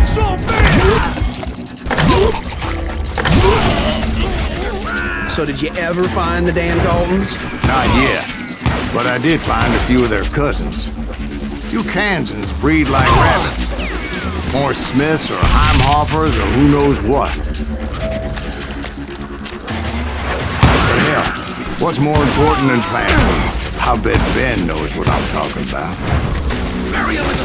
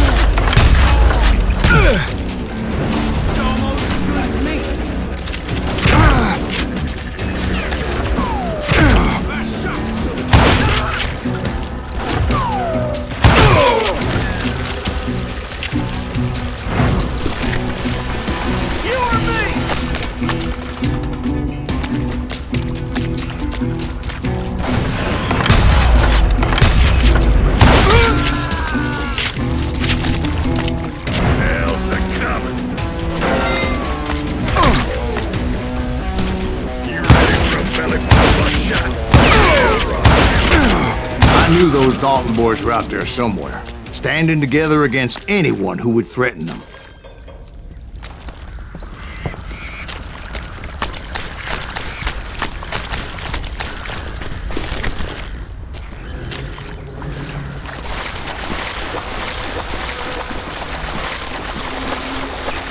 And that's when I saw it. A goddamn steamboat.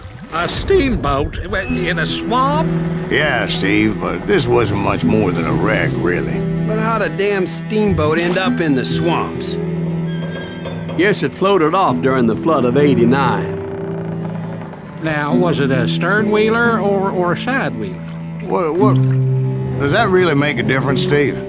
It was a steamboat with a goddamn army on board. It was then that a fusillade of bullets come raining down from on high, and those vigilantes who accompanied me weren't anywhere to be found. But among those men that were shooting at me, I thought I saw some familiar faces.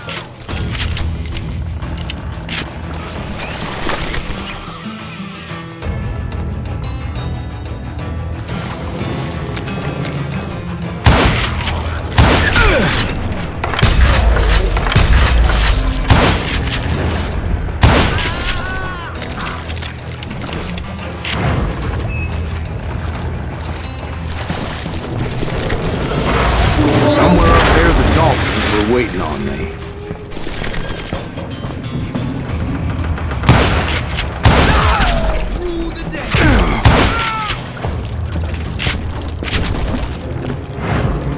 Sounds like you don't give up too easy. That's the kind of man I am, Ben. I set out to do something. I do it. Surrender just ain't in my nature. Plus, I'm stubborn as hell.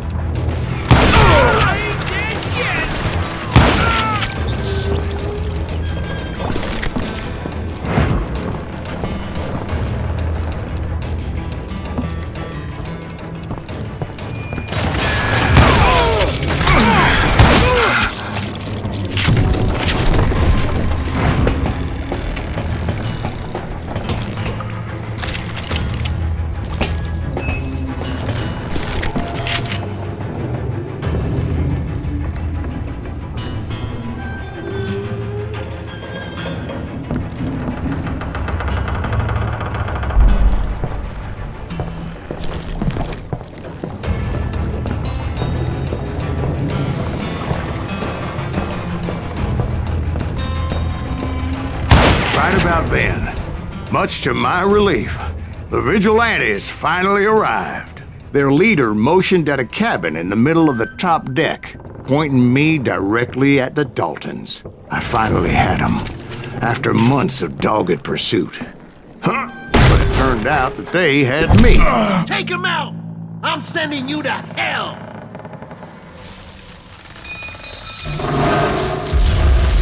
The Daltons had played me like a fiddle. Apparently, the vigilantes were on their damn payroll. They didn't just want to shoot me. They wanted to burn me alive. But finding my way out of a burning labyrinth proved to be quite a challenge. It was a riverboat, right? I mean, it's not like it was a goddamn ocean liner. Well, yeah, but I was in a Did you fight. hear about that ship that's gonna launch next year? Large as one more. We're talking about the Titanic. If you ask me, it's too blessed big. I don't think it'll even float. So anyway... Don't be stupid, Steve. They know what they're doing. They say that the Titanic is unsinkable. Oh, God. But getting back to that steamboat, how'd you get off it, Mr. Greaves? I took in a lot of smoke that day, so I admit my recollection might be a bit hazy. But somehow I managed to finally disembark. I was coughing up smoke and pretty damn pissed. I was done playing games with those boys.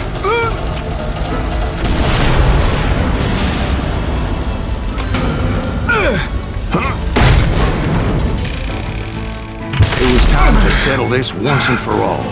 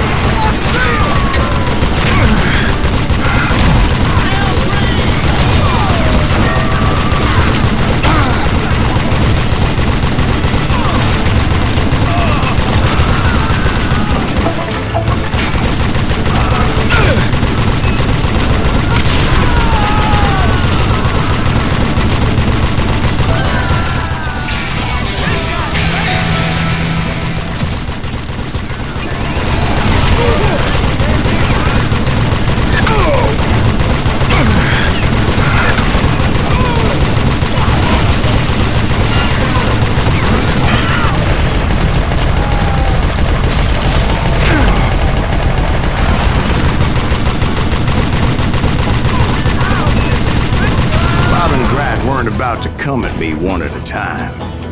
They were in this together.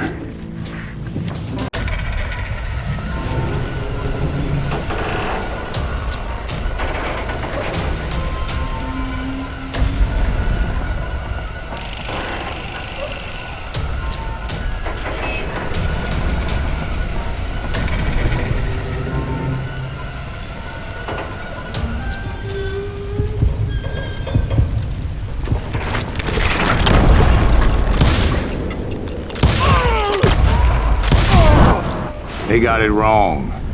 A sad end for those two. If they'd only known that Emmett was still alive despite his wounds. Paroled 14 years later, he moved to California and sold real estate and lived off the legend of that fateful day. And the tragic death of his two brothers.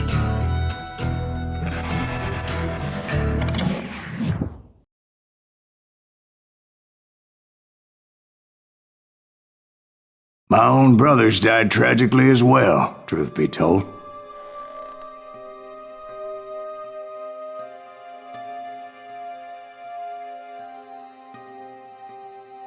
It was 1868, and me and my older brothers were pulling a tidy profit running cattle into Juarez, Mexico.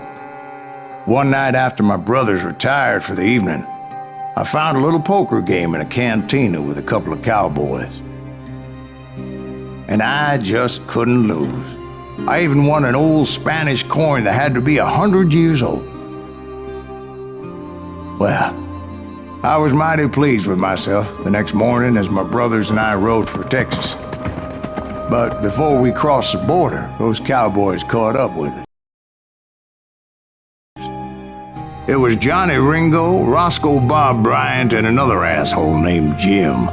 They wanted their money back and everything else we had, including our lives, coming for them later. Bob put that old Spanish coin in my mouth and said, "I won't have it said that I left you with nothing, boy." Well, those horses bolted, and there we hung as those bastards rode away. The branch finally snapped under the weight of the three of us, but being my older brothers were bigger and heavier, they were already dead. And right then, I swore to myself that I would avenge them.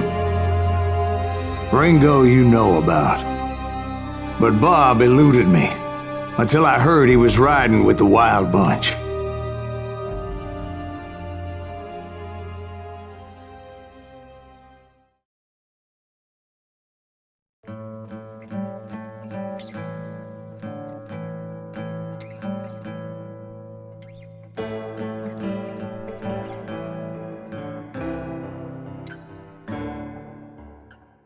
I'd been on their trail for months, ever since they left their hideout in the Bighorn Mountains. Led by Butch Cassidy, they were a loose association of outlaws who robbed banks and trains from Colorado to Montana. Among them was the Sundance Kid, and that murderous hombre I was tracking, Roscoe Bob Bryant. They blew the bridge with the intention of forcing the train to stop.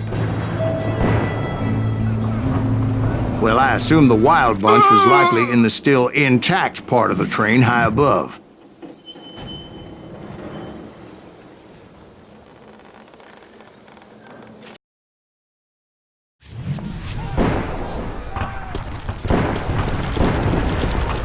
So I had no choice but to make my way up through the passenger cars dangling down. I was determined to make that sumbitch Bob pay for what he did to my brothers.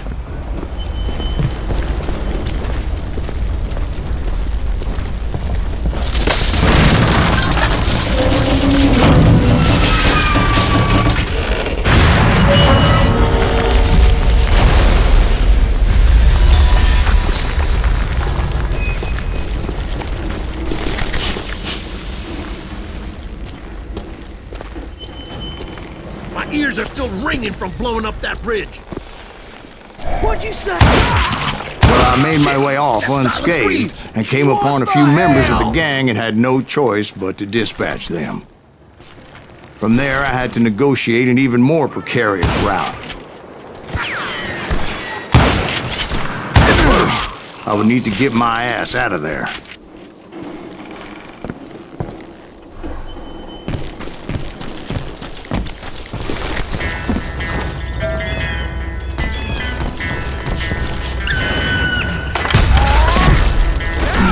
jumped from the frying pan into the fire as the train was clearly fixing to fall. I had found the gang, but in order to find old Bob, I needed to fight my way forward past a whole passel of desperados.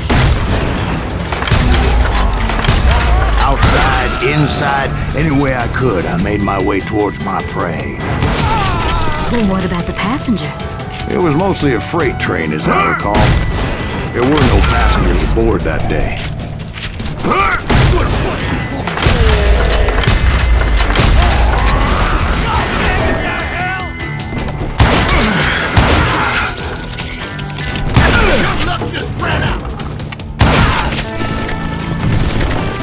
As I mentioned before, I am not fond of heights, but I was too busy dodging bullets to worry about falling to my death.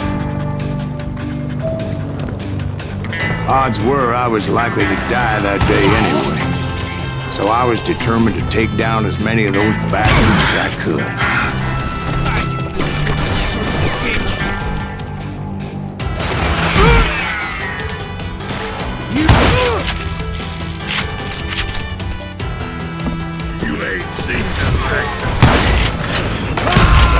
Times it was like shooting ducks in a shooting gallery.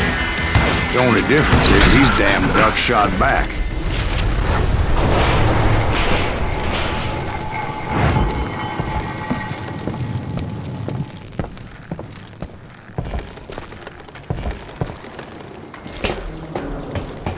I kept hoping the law would show up and give me a hand. You mean like that giant Pinkerton posse that I read about? Did they come riding in, guns a-blazing to help?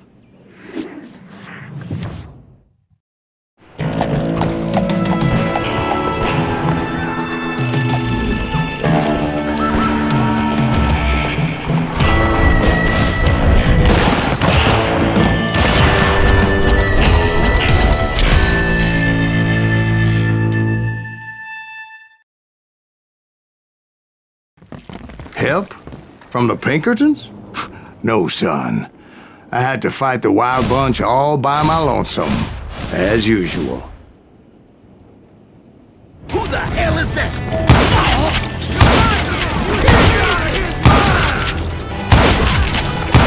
Got cover! Retreat! Retreat! He's killing everybody! You calm down the gun. He'll kill us all!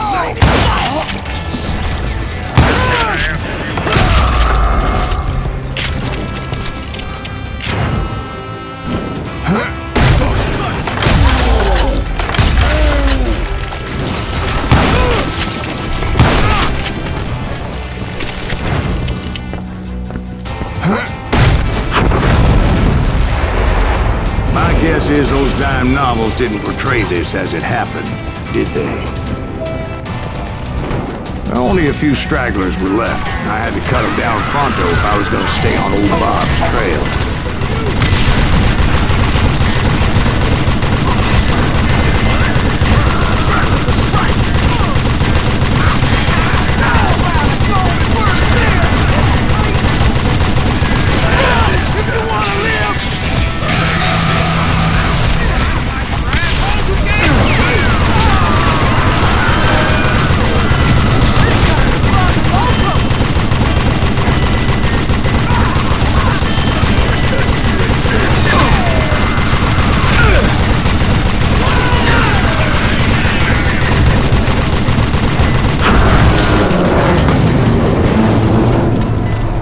Once I silenced all those guns, I went searching for my nemesis, determined to finally have my justice. But the only survivor who welcomed me was George Flat-Nose Curry. Who was he?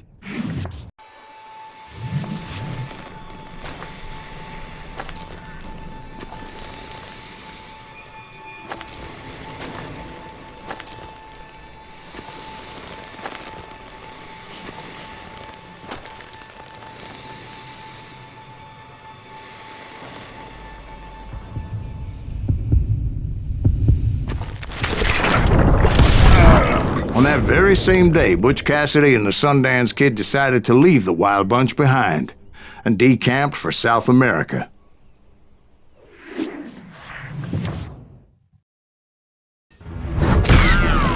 They ended up living down there for many years, but I'm sure you already know all about that.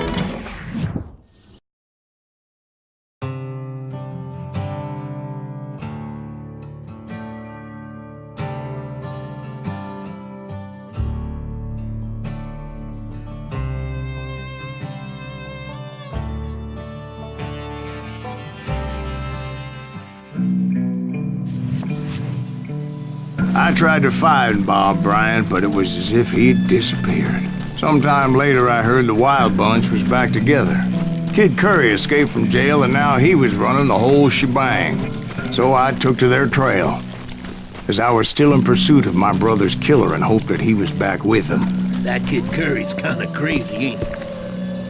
Don't let him hear you saying that. Anyways, I tracked those boys to a camp right outside Parachute, Colorado. Being outnumbered, I didn't bother with a warning shot. I just started taking those bastards down. I'm ending you.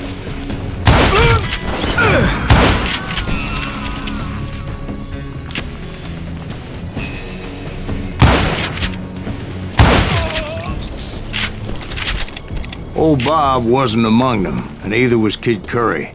I could sense him close by, however, plotting something nasty. I just needed a clue as to their whereabouts.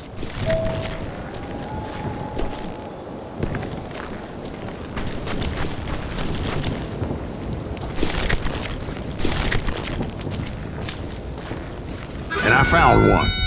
A map with their bold plan clearly marked. This time they were fixing to blow up a train trestle. Property of the Union Pacific.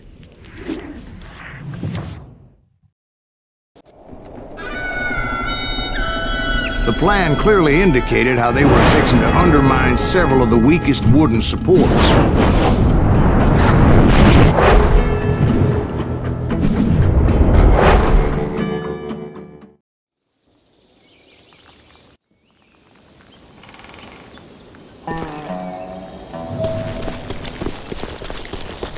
Kid Curry was considered the wildest of the Wild Bunch. It was said that he fathered 85 bastard children, though some say it was only 5. Kid Curry had bragged to a whore how he was gonna rob a train heading to the U.S. Mint in Denver. And that whore, Fat Sally, she told me.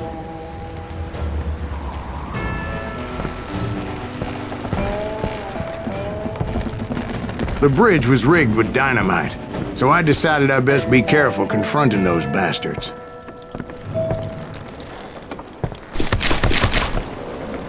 And I made it a point to remove any dynamite that I came across. A moment later, I saw a ladder that somehow had escaped my attention. Now. Don't worry, I know what I'm doing.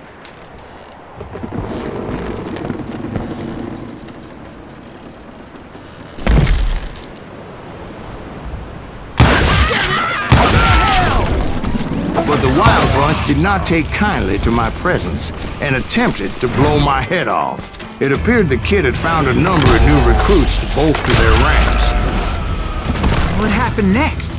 Well, having removed the first bundle of dynamite, I decided I might as well remove the other one. Once that was done, I figured I'd find my way from there.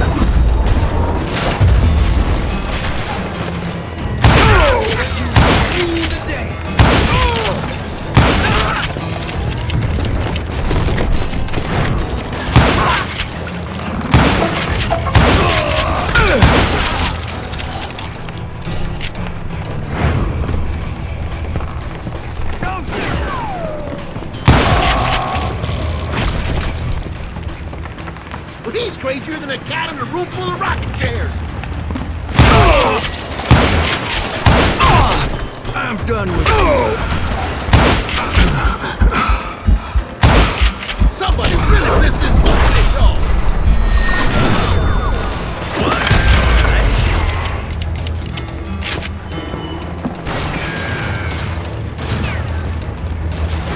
I winged it.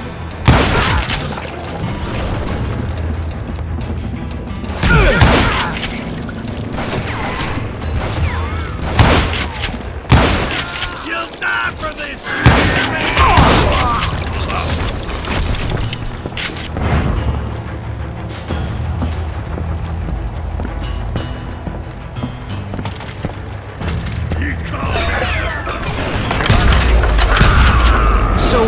happened then?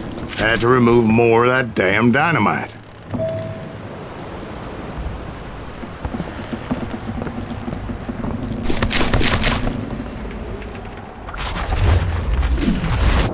It must have been terrifying trying to make your way across. I was sweating it a bit, but then I noticed a footbridge tied up on high, so I shot the rope.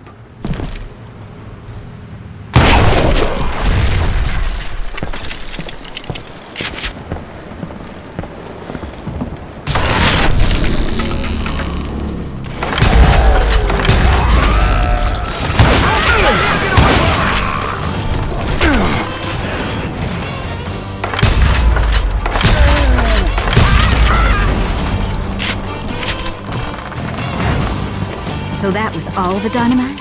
Funny you should mention that, darling. As actually, there was a fourth charge impeding my progress.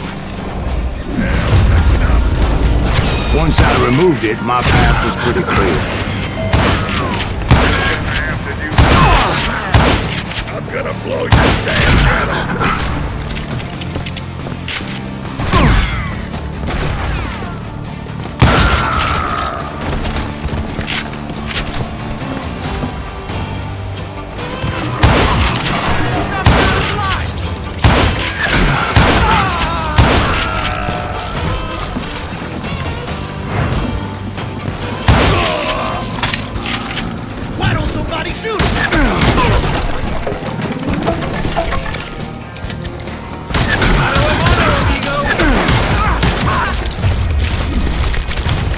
So I proceeded onward. I realized that that way just wasn't gonna work.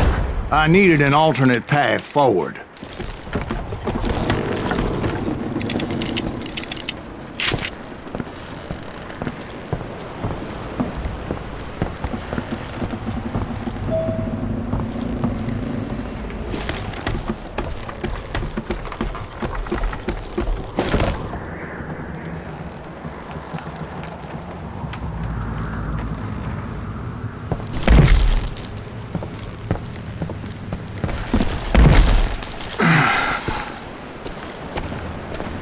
Luckily, I found a cave, and as I made my way back to the bridge, I saw something that concerned me. It was a long, burning fuse, and it was moving fast as hell.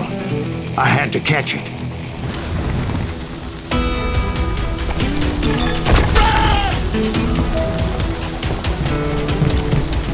The burning fuse was so damn quick, I had to run like the wind. I almost had it, but no! Thought I was gonna have a coronary when I lost sight of those sparks. My heart was pounding like a sledgehammer. Of course, I had to tread carefully. Otherwise, I could, well, die. Get off the bridge!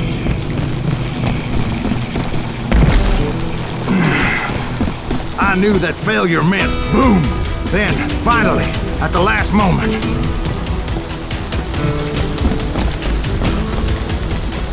Whew. Of course, I was successful, or clearly I wouldn't be talking to you folks here today. Naturally, I removed the last dynamite charge. Well, it was a touching reunion. But by this time, I was thoroughly exhausted and dragging my ass, as I was not a young man anymore.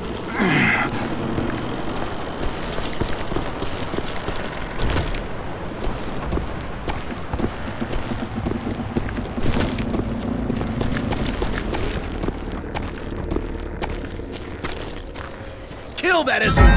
Make him bleed! Send him to forget! Finally, I found those boys, or more precisely, they found me. This place you can't really ask me! Nuttier than a damn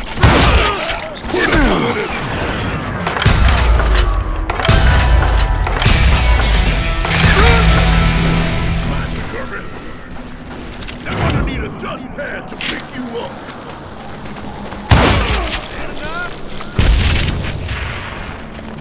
Just when I thought things couldn't get worse, Kid Curry opened up on me with a goddamn Gatling gun. It was hidden in this tunnel and pretty well shielded.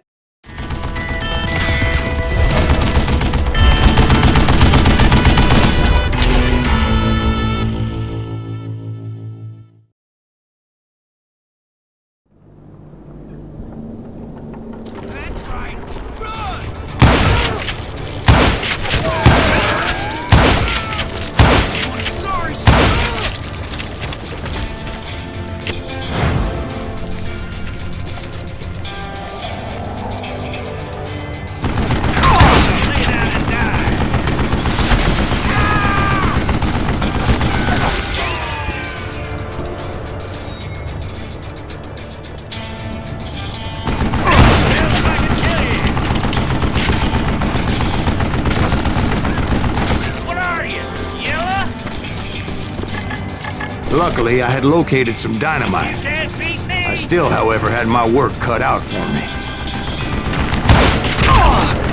Stupid contraption! You know who I am? It's not fair!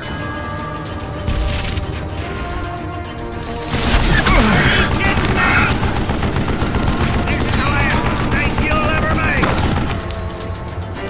Damn!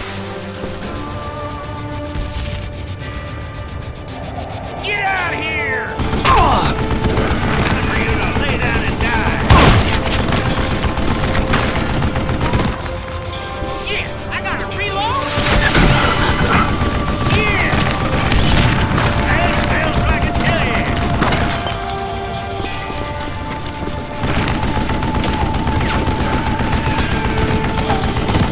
You can't hide forever! You can't beat me!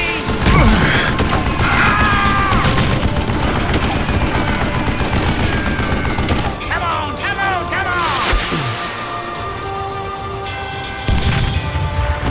You know who I am?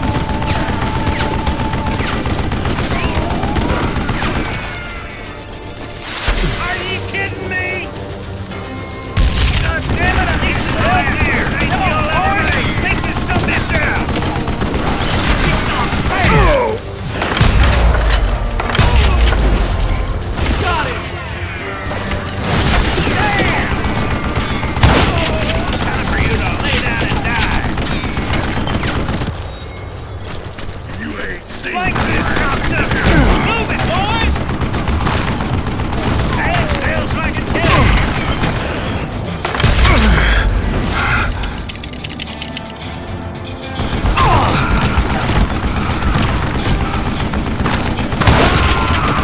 You can't beat me!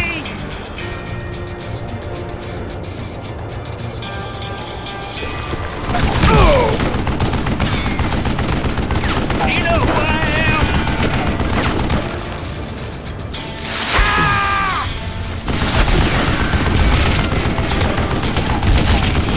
This is the last mistake you'll ever make! Shit! I think you're scared!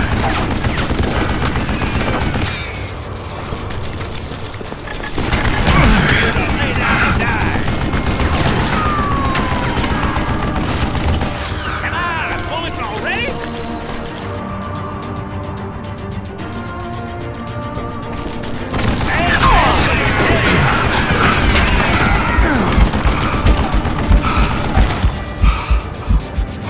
Guess you had enough, huh? You can't beat me! Are you kidding me? Damn! You know who I am, that bastard! Give me a hand here, goddammit!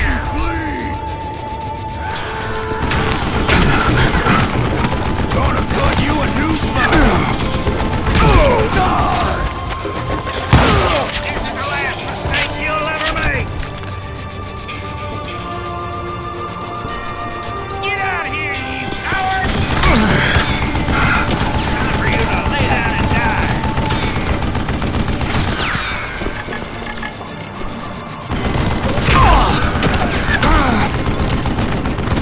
Stand still so I can kill you!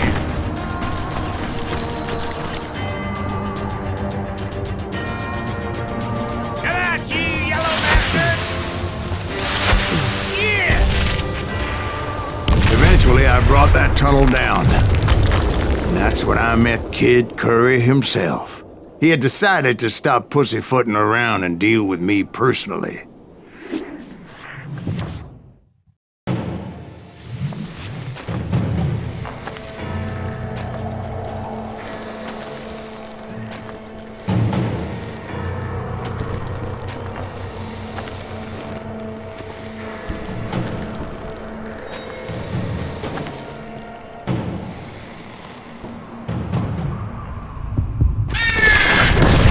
Fast as he was, I was just a bit faster.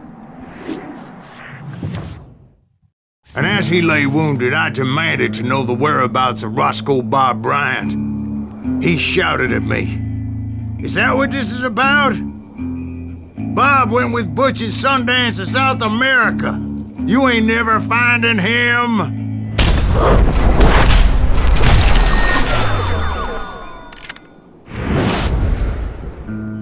Those were his last words.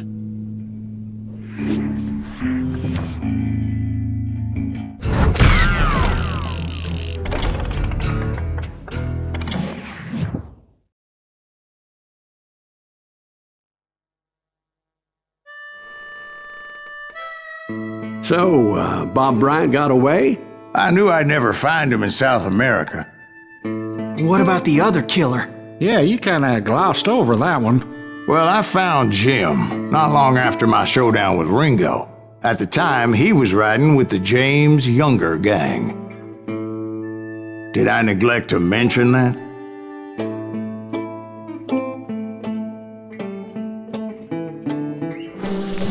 Jesse James? The greatest outlaw who ever lived? Jesse and his kin rode with Quantrill when he raided Lawrence, Kansas, and killed near 200 people, boy. Nothing great about that. And from there, him and his brother went on to rob banks and trains from Kansas to Missouri. Which is why there was such a rich bounty on their heads. 40 grand for both of them, dead or alive. That's one hell of a payday.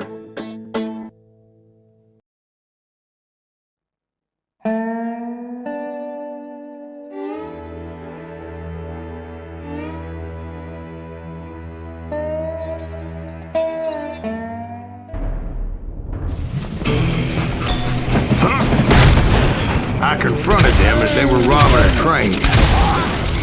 Bullets were flying at me from every which way.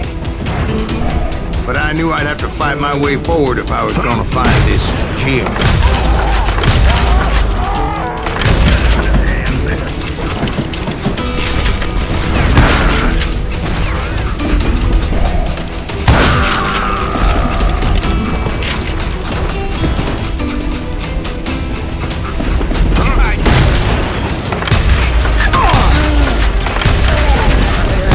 Wait a second. Now, how'd they stop this train in the first place? Well, the James boys were experts at this.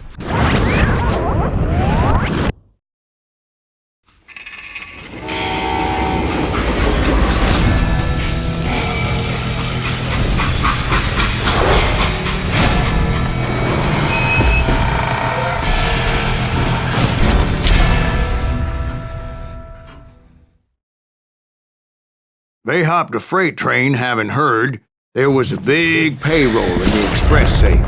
So, I hopped the same train.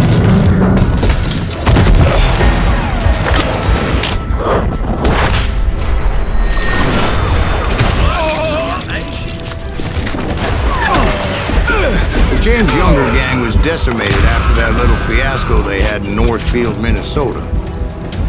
So Jesse needed more men and took on the killer I was after, along with a host of others. I was hoping to find my man and put a bullet in his head. Climbing around that train, I must have swallowed 100 damn bugs before I reached James Younger that. gang pulled the first train robbery west of the Mississippi. Sounds like you hold them in high regard. Everyone knows they were the most famous outlaw gang ever. And you took them all on by your lonesome. Again.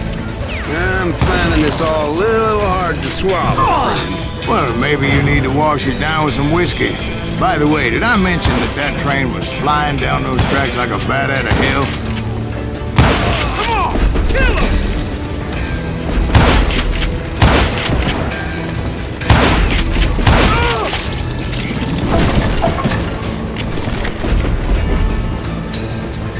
Show yourself, coward!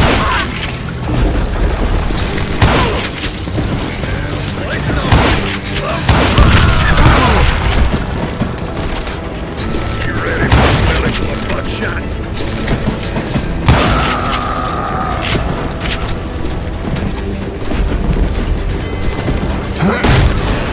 Anyway, excuse me, Ben.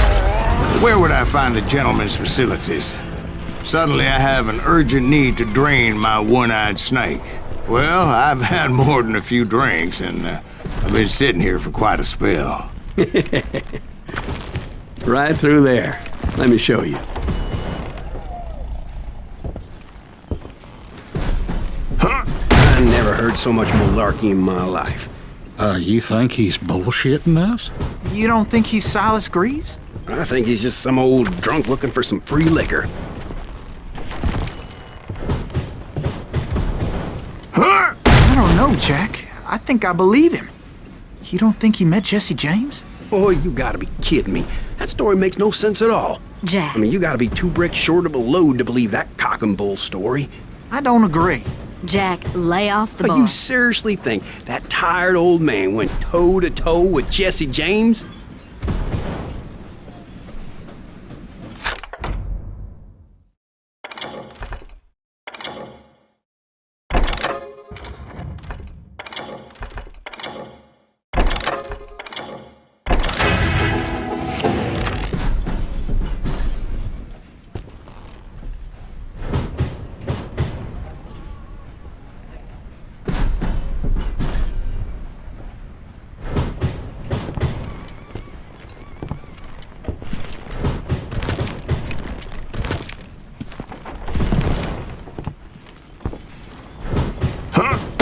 Well, that's better. Did I mention that this Jim was married to the infamous Belle Starr? Of course, I didn't learn that until later. Anyway, I made my way forward the best I could. Around sides, over the roof. At some point, some sumbitch saw me and shouted out, "It's the damn Pinkertons!" Now, I never worked for that lying cocksucker, but I guess they assumed I was one of his assassins. Those evil bastards firebombed Jesse's mother's house and killed his stepbrother. So it's no wonder each and every asshole on that train wanted me dead. Everybody's always mistaking you for somebody else, aren't they? Why is that, I wonder? I know, Jack. I'm just telling you how I remember. I bet you are.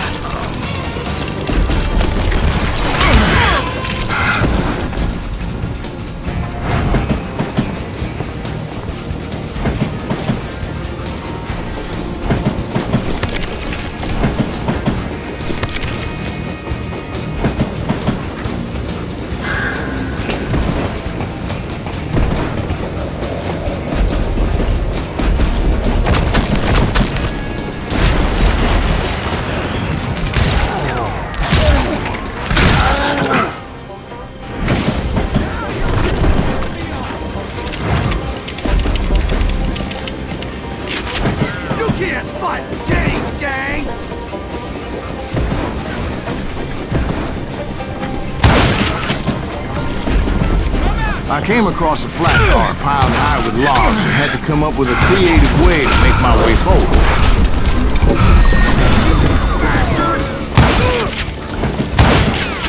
I wondered if I was ever going to find the front of that train, or the bastard I was after. Jesse hired a damn army after Northfield. Guess he didn't want to be outgunned like that ever again. Right about then, I was attacked by some asshole on a Gatling gun. Yeah, seems like you run into a lot of them. Asshole? Gatling guns. Yes, I did. Now, I don't remember how I took it out. It was either a bullet or dynamite. Where would you find dynamite? Does it really matter, Jack? You're messing with the flow of the story here.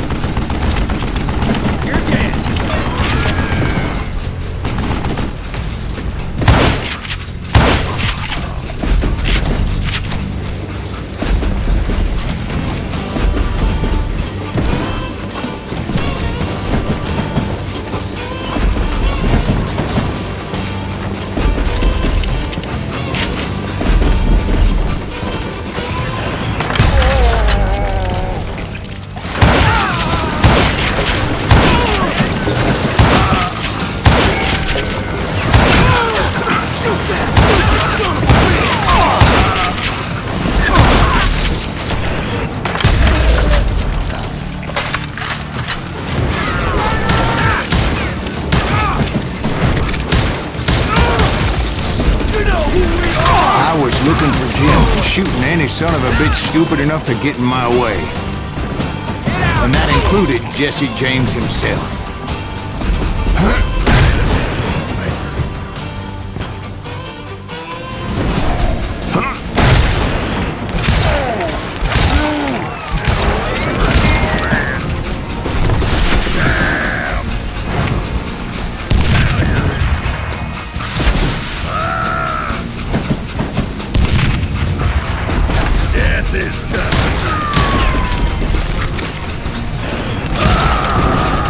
Sure were a lot of men determined to die that day.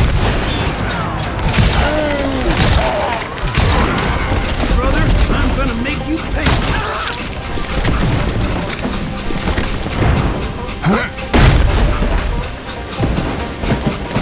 It was then that Jesse detached the express car from the rest of the damn train. I could see Jesse waiting for me, fixing to kill me so he could get away with all that money.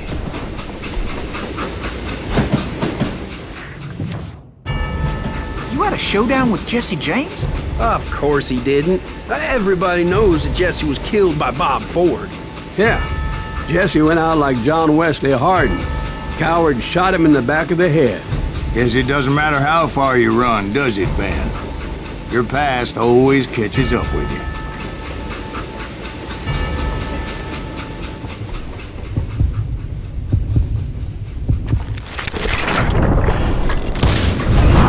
Yeah, I didn't kill Jesse James.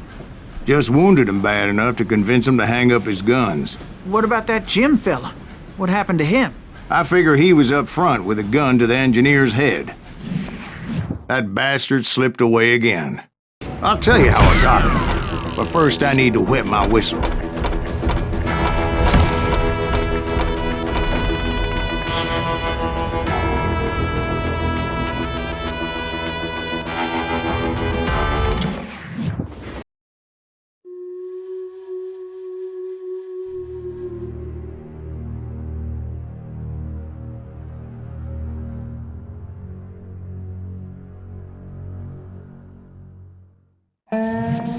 After my showdown with Jesse, I continued to track his brother, Frank, and that son of a bitch, Jim. I followed those bastards into the high mountains as they were going to ground. What mountains would that be? Somewhere in the Ozarks, I believe. A perfect place to hide out from the authorities. In fact, before I could find them, some Indians who fled the Reds and were hiding out from the military found me first. They probably thought I was a cavalry scout and didn't want me telling the military where they were. Indians? Yeah, they could have been Cheyenne, but there was all sorts of renegades roaming the landscape back then.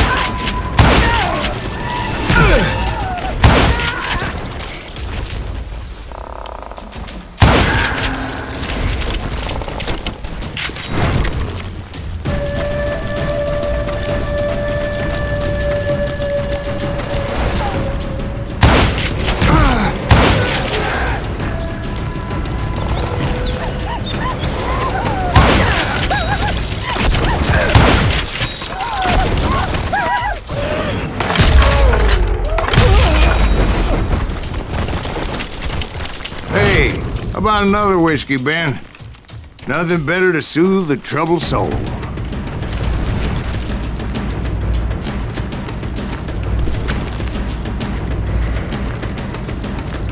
Now, where was I? Indians, right.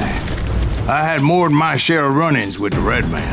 Like that time, did I tell you about Grey Wolf? Yes, sir. Of course I did. In fact, I could still remember that old medicine man's words to me. Jesus Christ, we're back to that again? You carry great darkness in your heart. It will claim your soul. Like that time, did I tell you about Grey Wolf? Yes, sir. Of course I did. In fact, I could still remember that old medicine man's words to me. Jesus Christ, we're back to that again? You carry great darkness in your heart. It will claim your soul. You will come to this place again and kill many more men.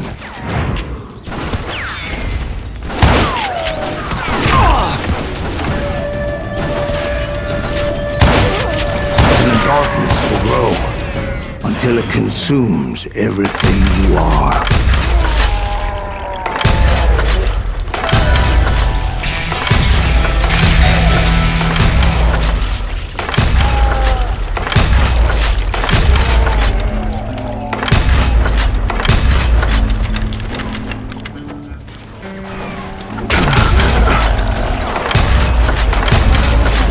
So, did you ever find him?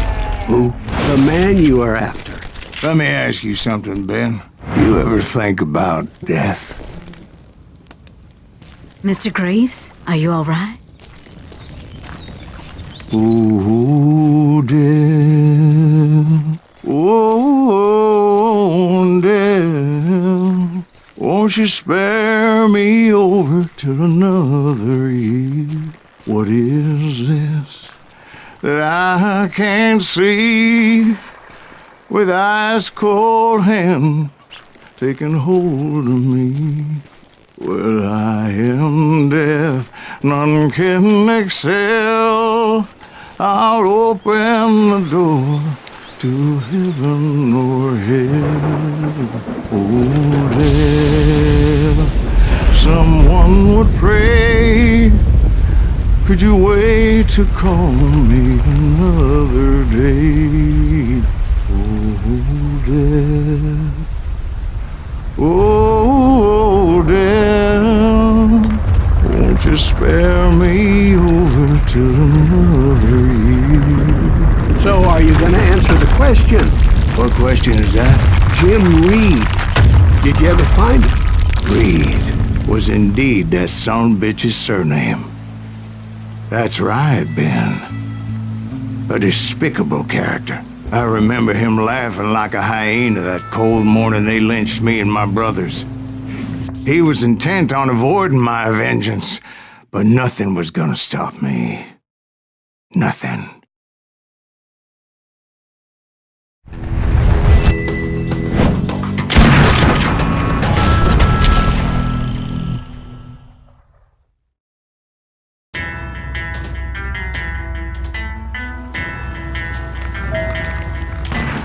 I finally did track those outlaws down. They had long rifles with scopes and were well positioned to pick off any poor soul who came anywhere close.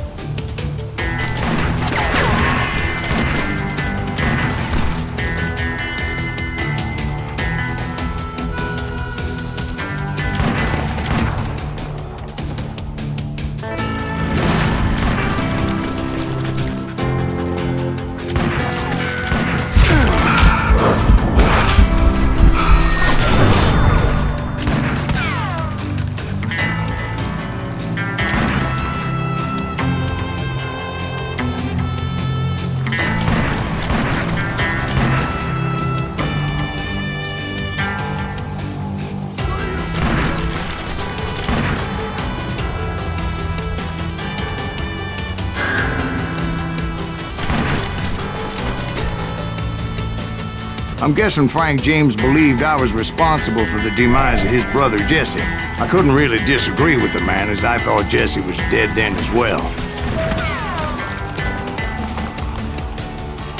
He backed off as I closed in on him, but he was still intent on killing me. And when I closed in on him again, he backed off again, looking for a better angle on me.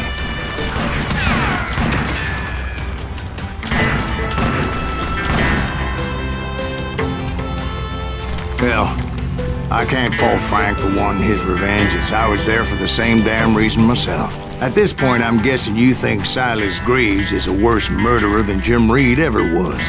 No, sir. A man who spent half his life killing somebody's brothers, fathers, sons. I think you were just looking for justice, sir. Is that what I was looking for, Dwight? Is that what it was? Justice?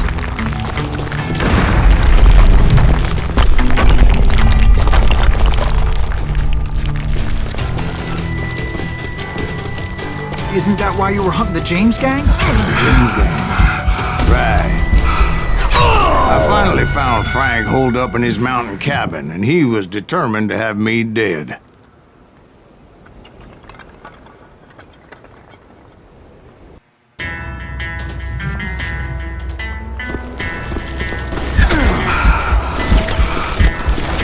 It was a pitched battle that could have gone either way.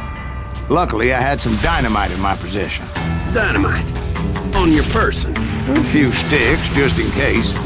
It's always good to be prepared. Right. I'm just laying out the facts as I remember them, Jack.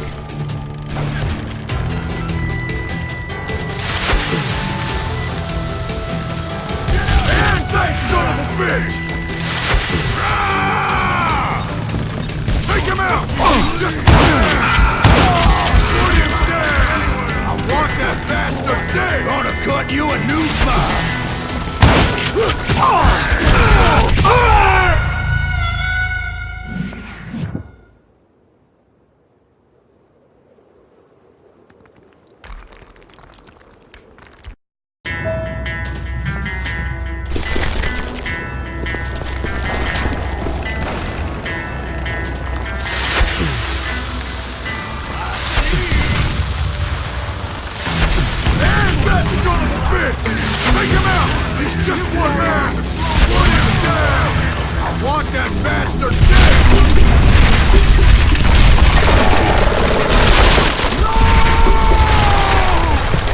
Shack?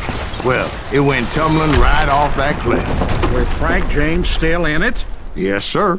But Frank James is still alive, living in Missouri, showing folks around the family farm for 25 cents a tour. I didn't say he died in the fall, now did I?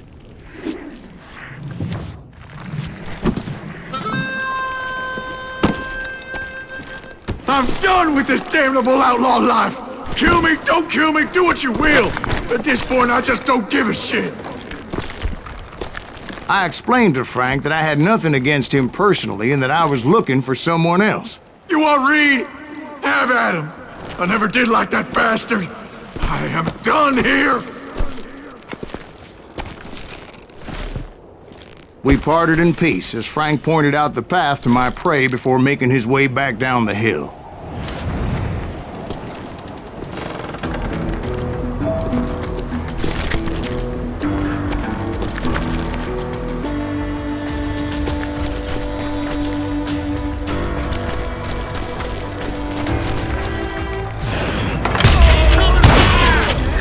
What happened to me? Well, I finally found the last of the gang hiding in a nearby cave.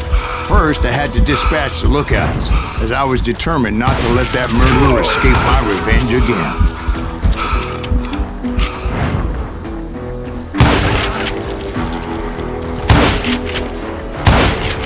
But rather than wander in willy-nilly, I decided it would be better to smoke that sumbitch out. "Hey, Reed!" I shouted. "No wonder you're so ornery. Can't be easy being married to Belle Starr. While you're off providing for the family, she's spreading her legs for every Tom, Dick, and Cole Younger. Not an attractive woman exactly, but very friendly. At least she was to me." Son of a bitch! It was then that the last bunch of bandits jumped out of hiding. Why won't this asshole give up? Would someone please kill him?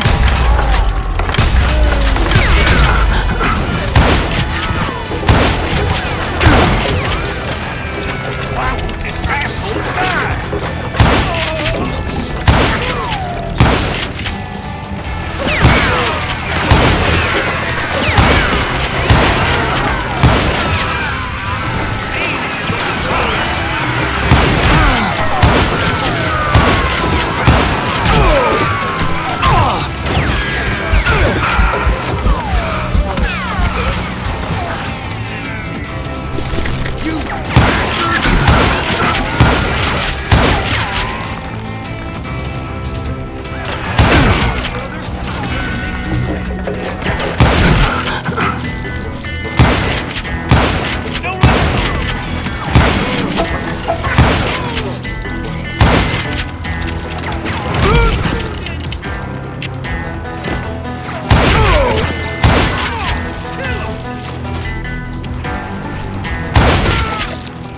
Eventually, it was just me and Reed.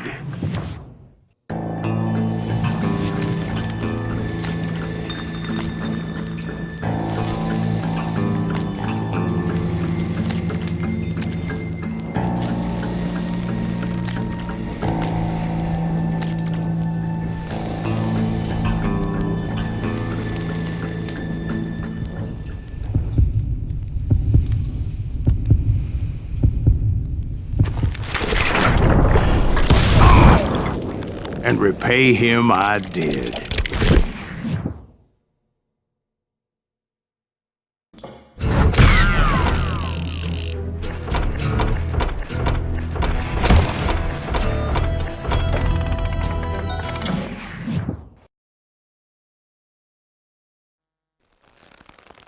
Well, I don't know about you boys, but I'm pretty beat. Well, it's too damn bad you never found that Bob character. Seems a shame you never had to pay. Well, funny thing about that, I did have one more chance at him.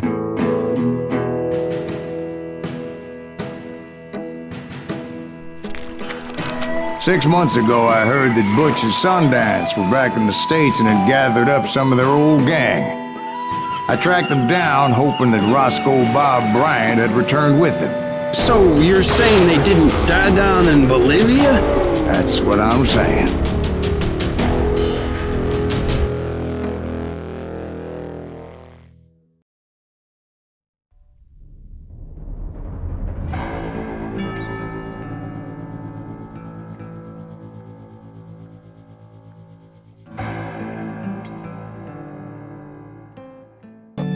Not even an army of demons could have stopped me now.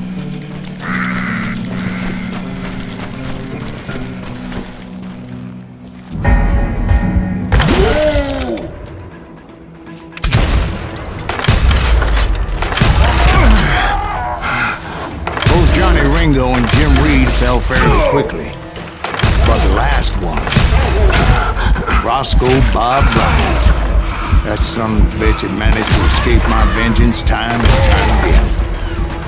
I couldn't even be certain I'd recognize him after all those years. By now, he's got to be close to 70. You ain't seen nothing. For all you know, he could have been dead. That thought had indeed crossed my mind, as did others. For instance, did my thirst for vengeance turn me into something worse than the man I was after?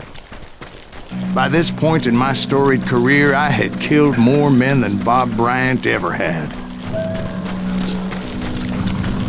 I was furious as hell at that bastard for making me who I am.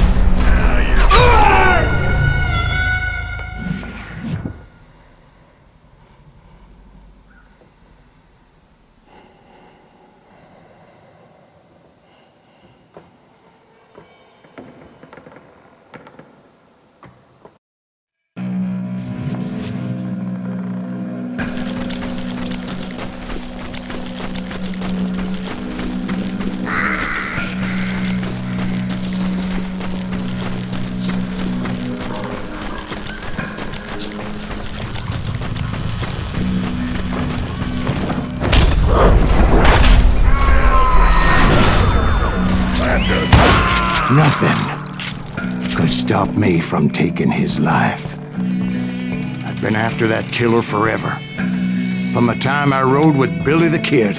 But that chapter of my story you already know. Chapter of that fairy tale, you mean? Suddenly it was 1910. There I was, an old man roaming a ghost town dead almost 2 decades. Town was falling apart, just like me.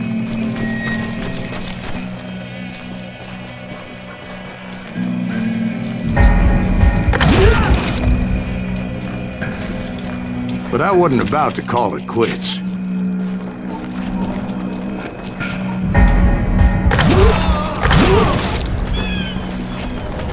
Even though the ghosts of my dead brothers were begging me to end what I started so long ago.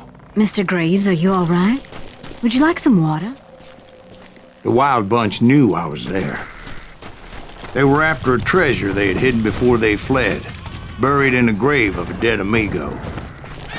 Some folks think the town is haunted, so they figured there wouldn't be many people poking around. I intended to fill that grave with Bob Bryant's corpse. But like I said, the bandits knew I was on to them. They lured me in and hit me with everything they had. I think we're in trouble. Who the hell is that old man?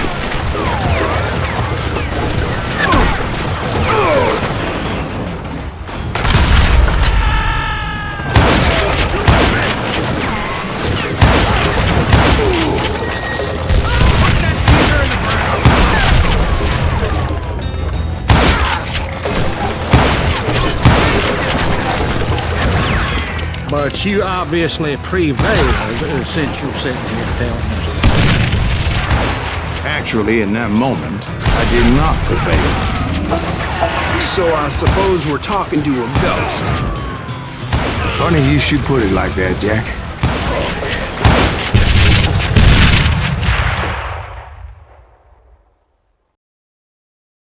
Because when I woke up... From the dead? There was silence all around me.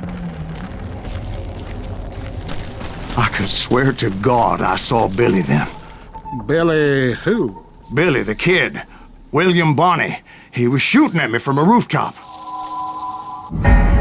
Here, there, even over there.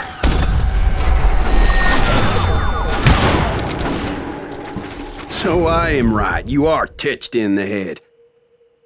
Mr. Graves, perhaps we should switch you to coffee? You see that old Indian again, too? No, but I did see Billy's killer, Patrick Floyd Garrett. He came at me guns a-blazing. But I knew that old war horse had died 2 years before.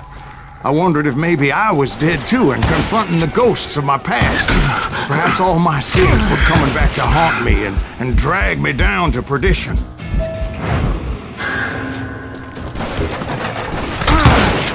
I saw Henry Plummer throw dynamite at me.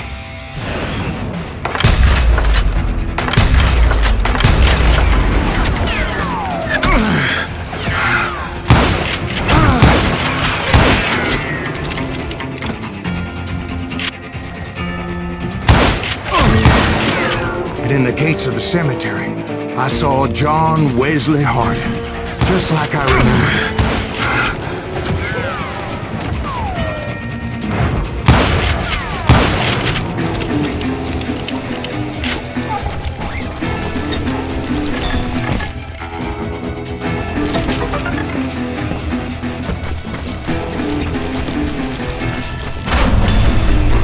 Robert Ollinger appeared with his terrible double-barrel shotgun.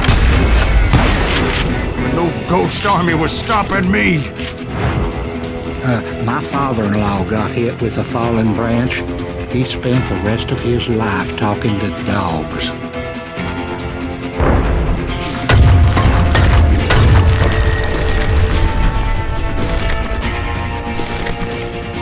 Newman Hayes Clanton, William Brocious, John Peters Ringo, they all wanted me dead.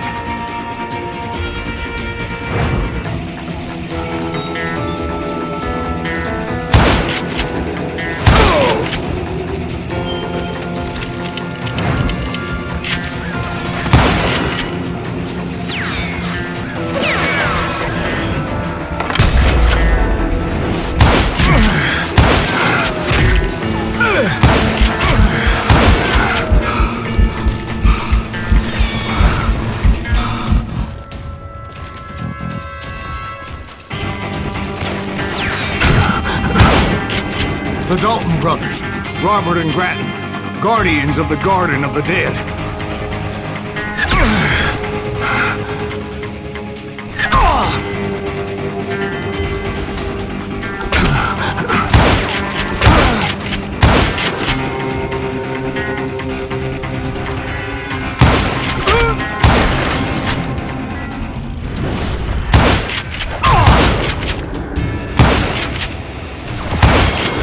George Curry and Harvey Logan, alias Kid Curry, both thirsty for vengeance from the great beyond.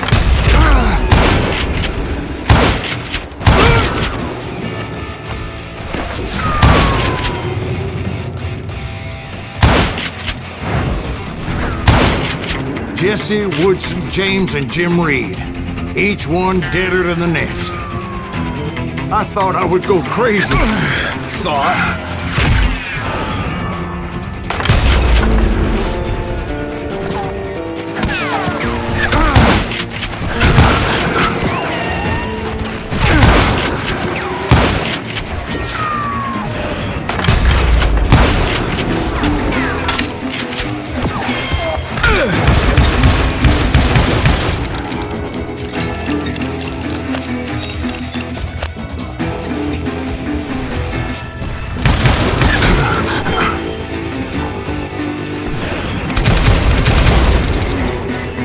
Finally, I saw Harry Alonzo Longabaugh. The Sundance Kid?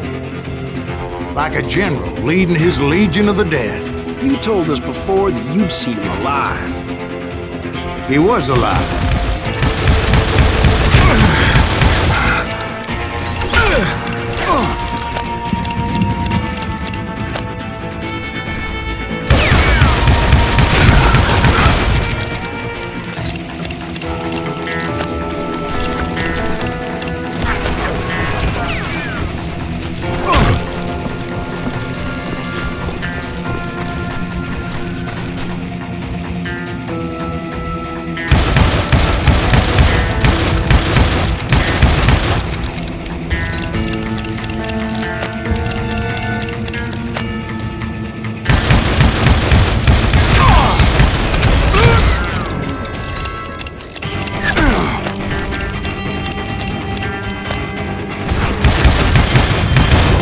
Then I heard a voice call to me from afar.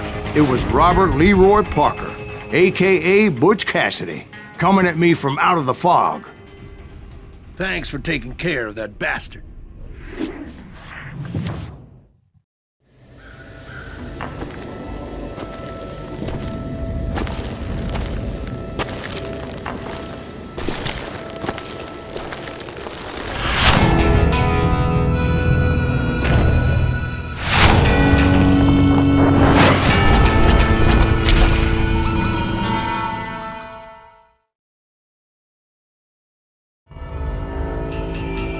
But the kid wasn't quite deceased. Not yet. Takes more than one little bullet to kill the likes of me, partner. Those two looked like they hadn't seen each other for quite a while. Clearly, they were no longer amigos. Shit. I was hoping I wouldn't have to kill you. You won't have to, Butch. I'm killing you first. I asked them about Bob Bryant, but they were too busy with their own heated conversation. Let me get this shit straight. You want my money and the love of my life? You frittered it all away, Butch. Edda's mine. So is that damn money. I didn't want to shoot anybody until I had an answer to my question, but those boys didn't give me much of a choice.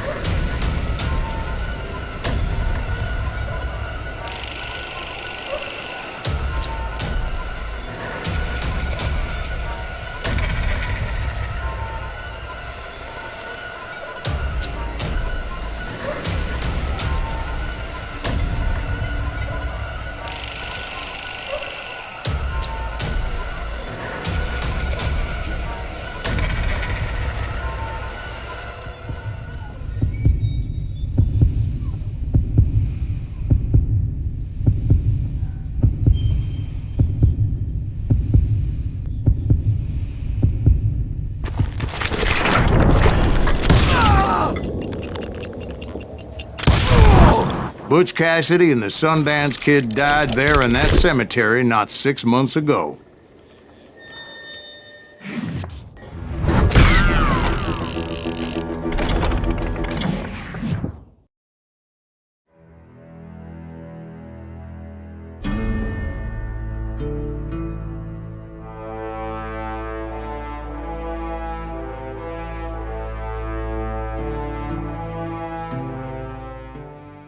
Butch Cassidy and the Sundance Kid were killed by the Bolivian army. Everybody knows that. That's the legend, but it ain't the truth. So, you never found Bob? There is no Bob. This old sumbitch ain't even Silas Greaves. Sir, is that true? Have you been pulling our legs this whole time? Well, not the whole time. Oh man, I think you've worn out your welcome here. Maybe you're right, Jack. Maybe it's time to pay. You see, Ben, or should I say Bob, your past always catches up with you. I was a different man back then, crazy. Drinking, I changed my ways, I swear to you. If I could turn back the clock, But you can't, Bob.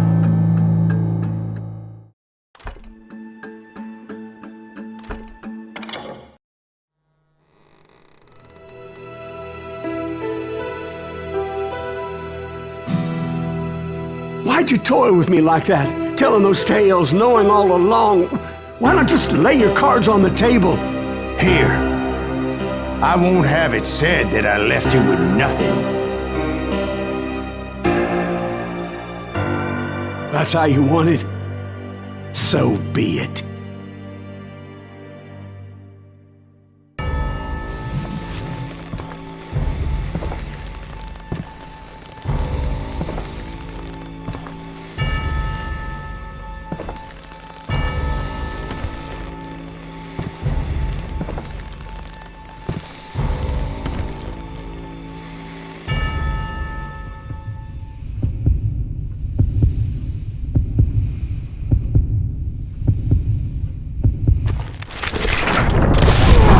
Oh my God! Oh, Jesus!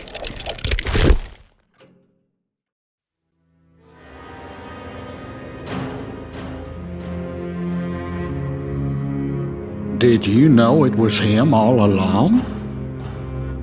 Cassidy told me Bob was in Abilene before he died. But I wasn't sure Ben was my man until he revealed how much he knew about Ringo and Reed. The coin, of course. Well, that was the last nail in that particular coffin. I better go get the sheriff. You okay, boy? You're looking mighty shook up. Dwight, maybe you best go home.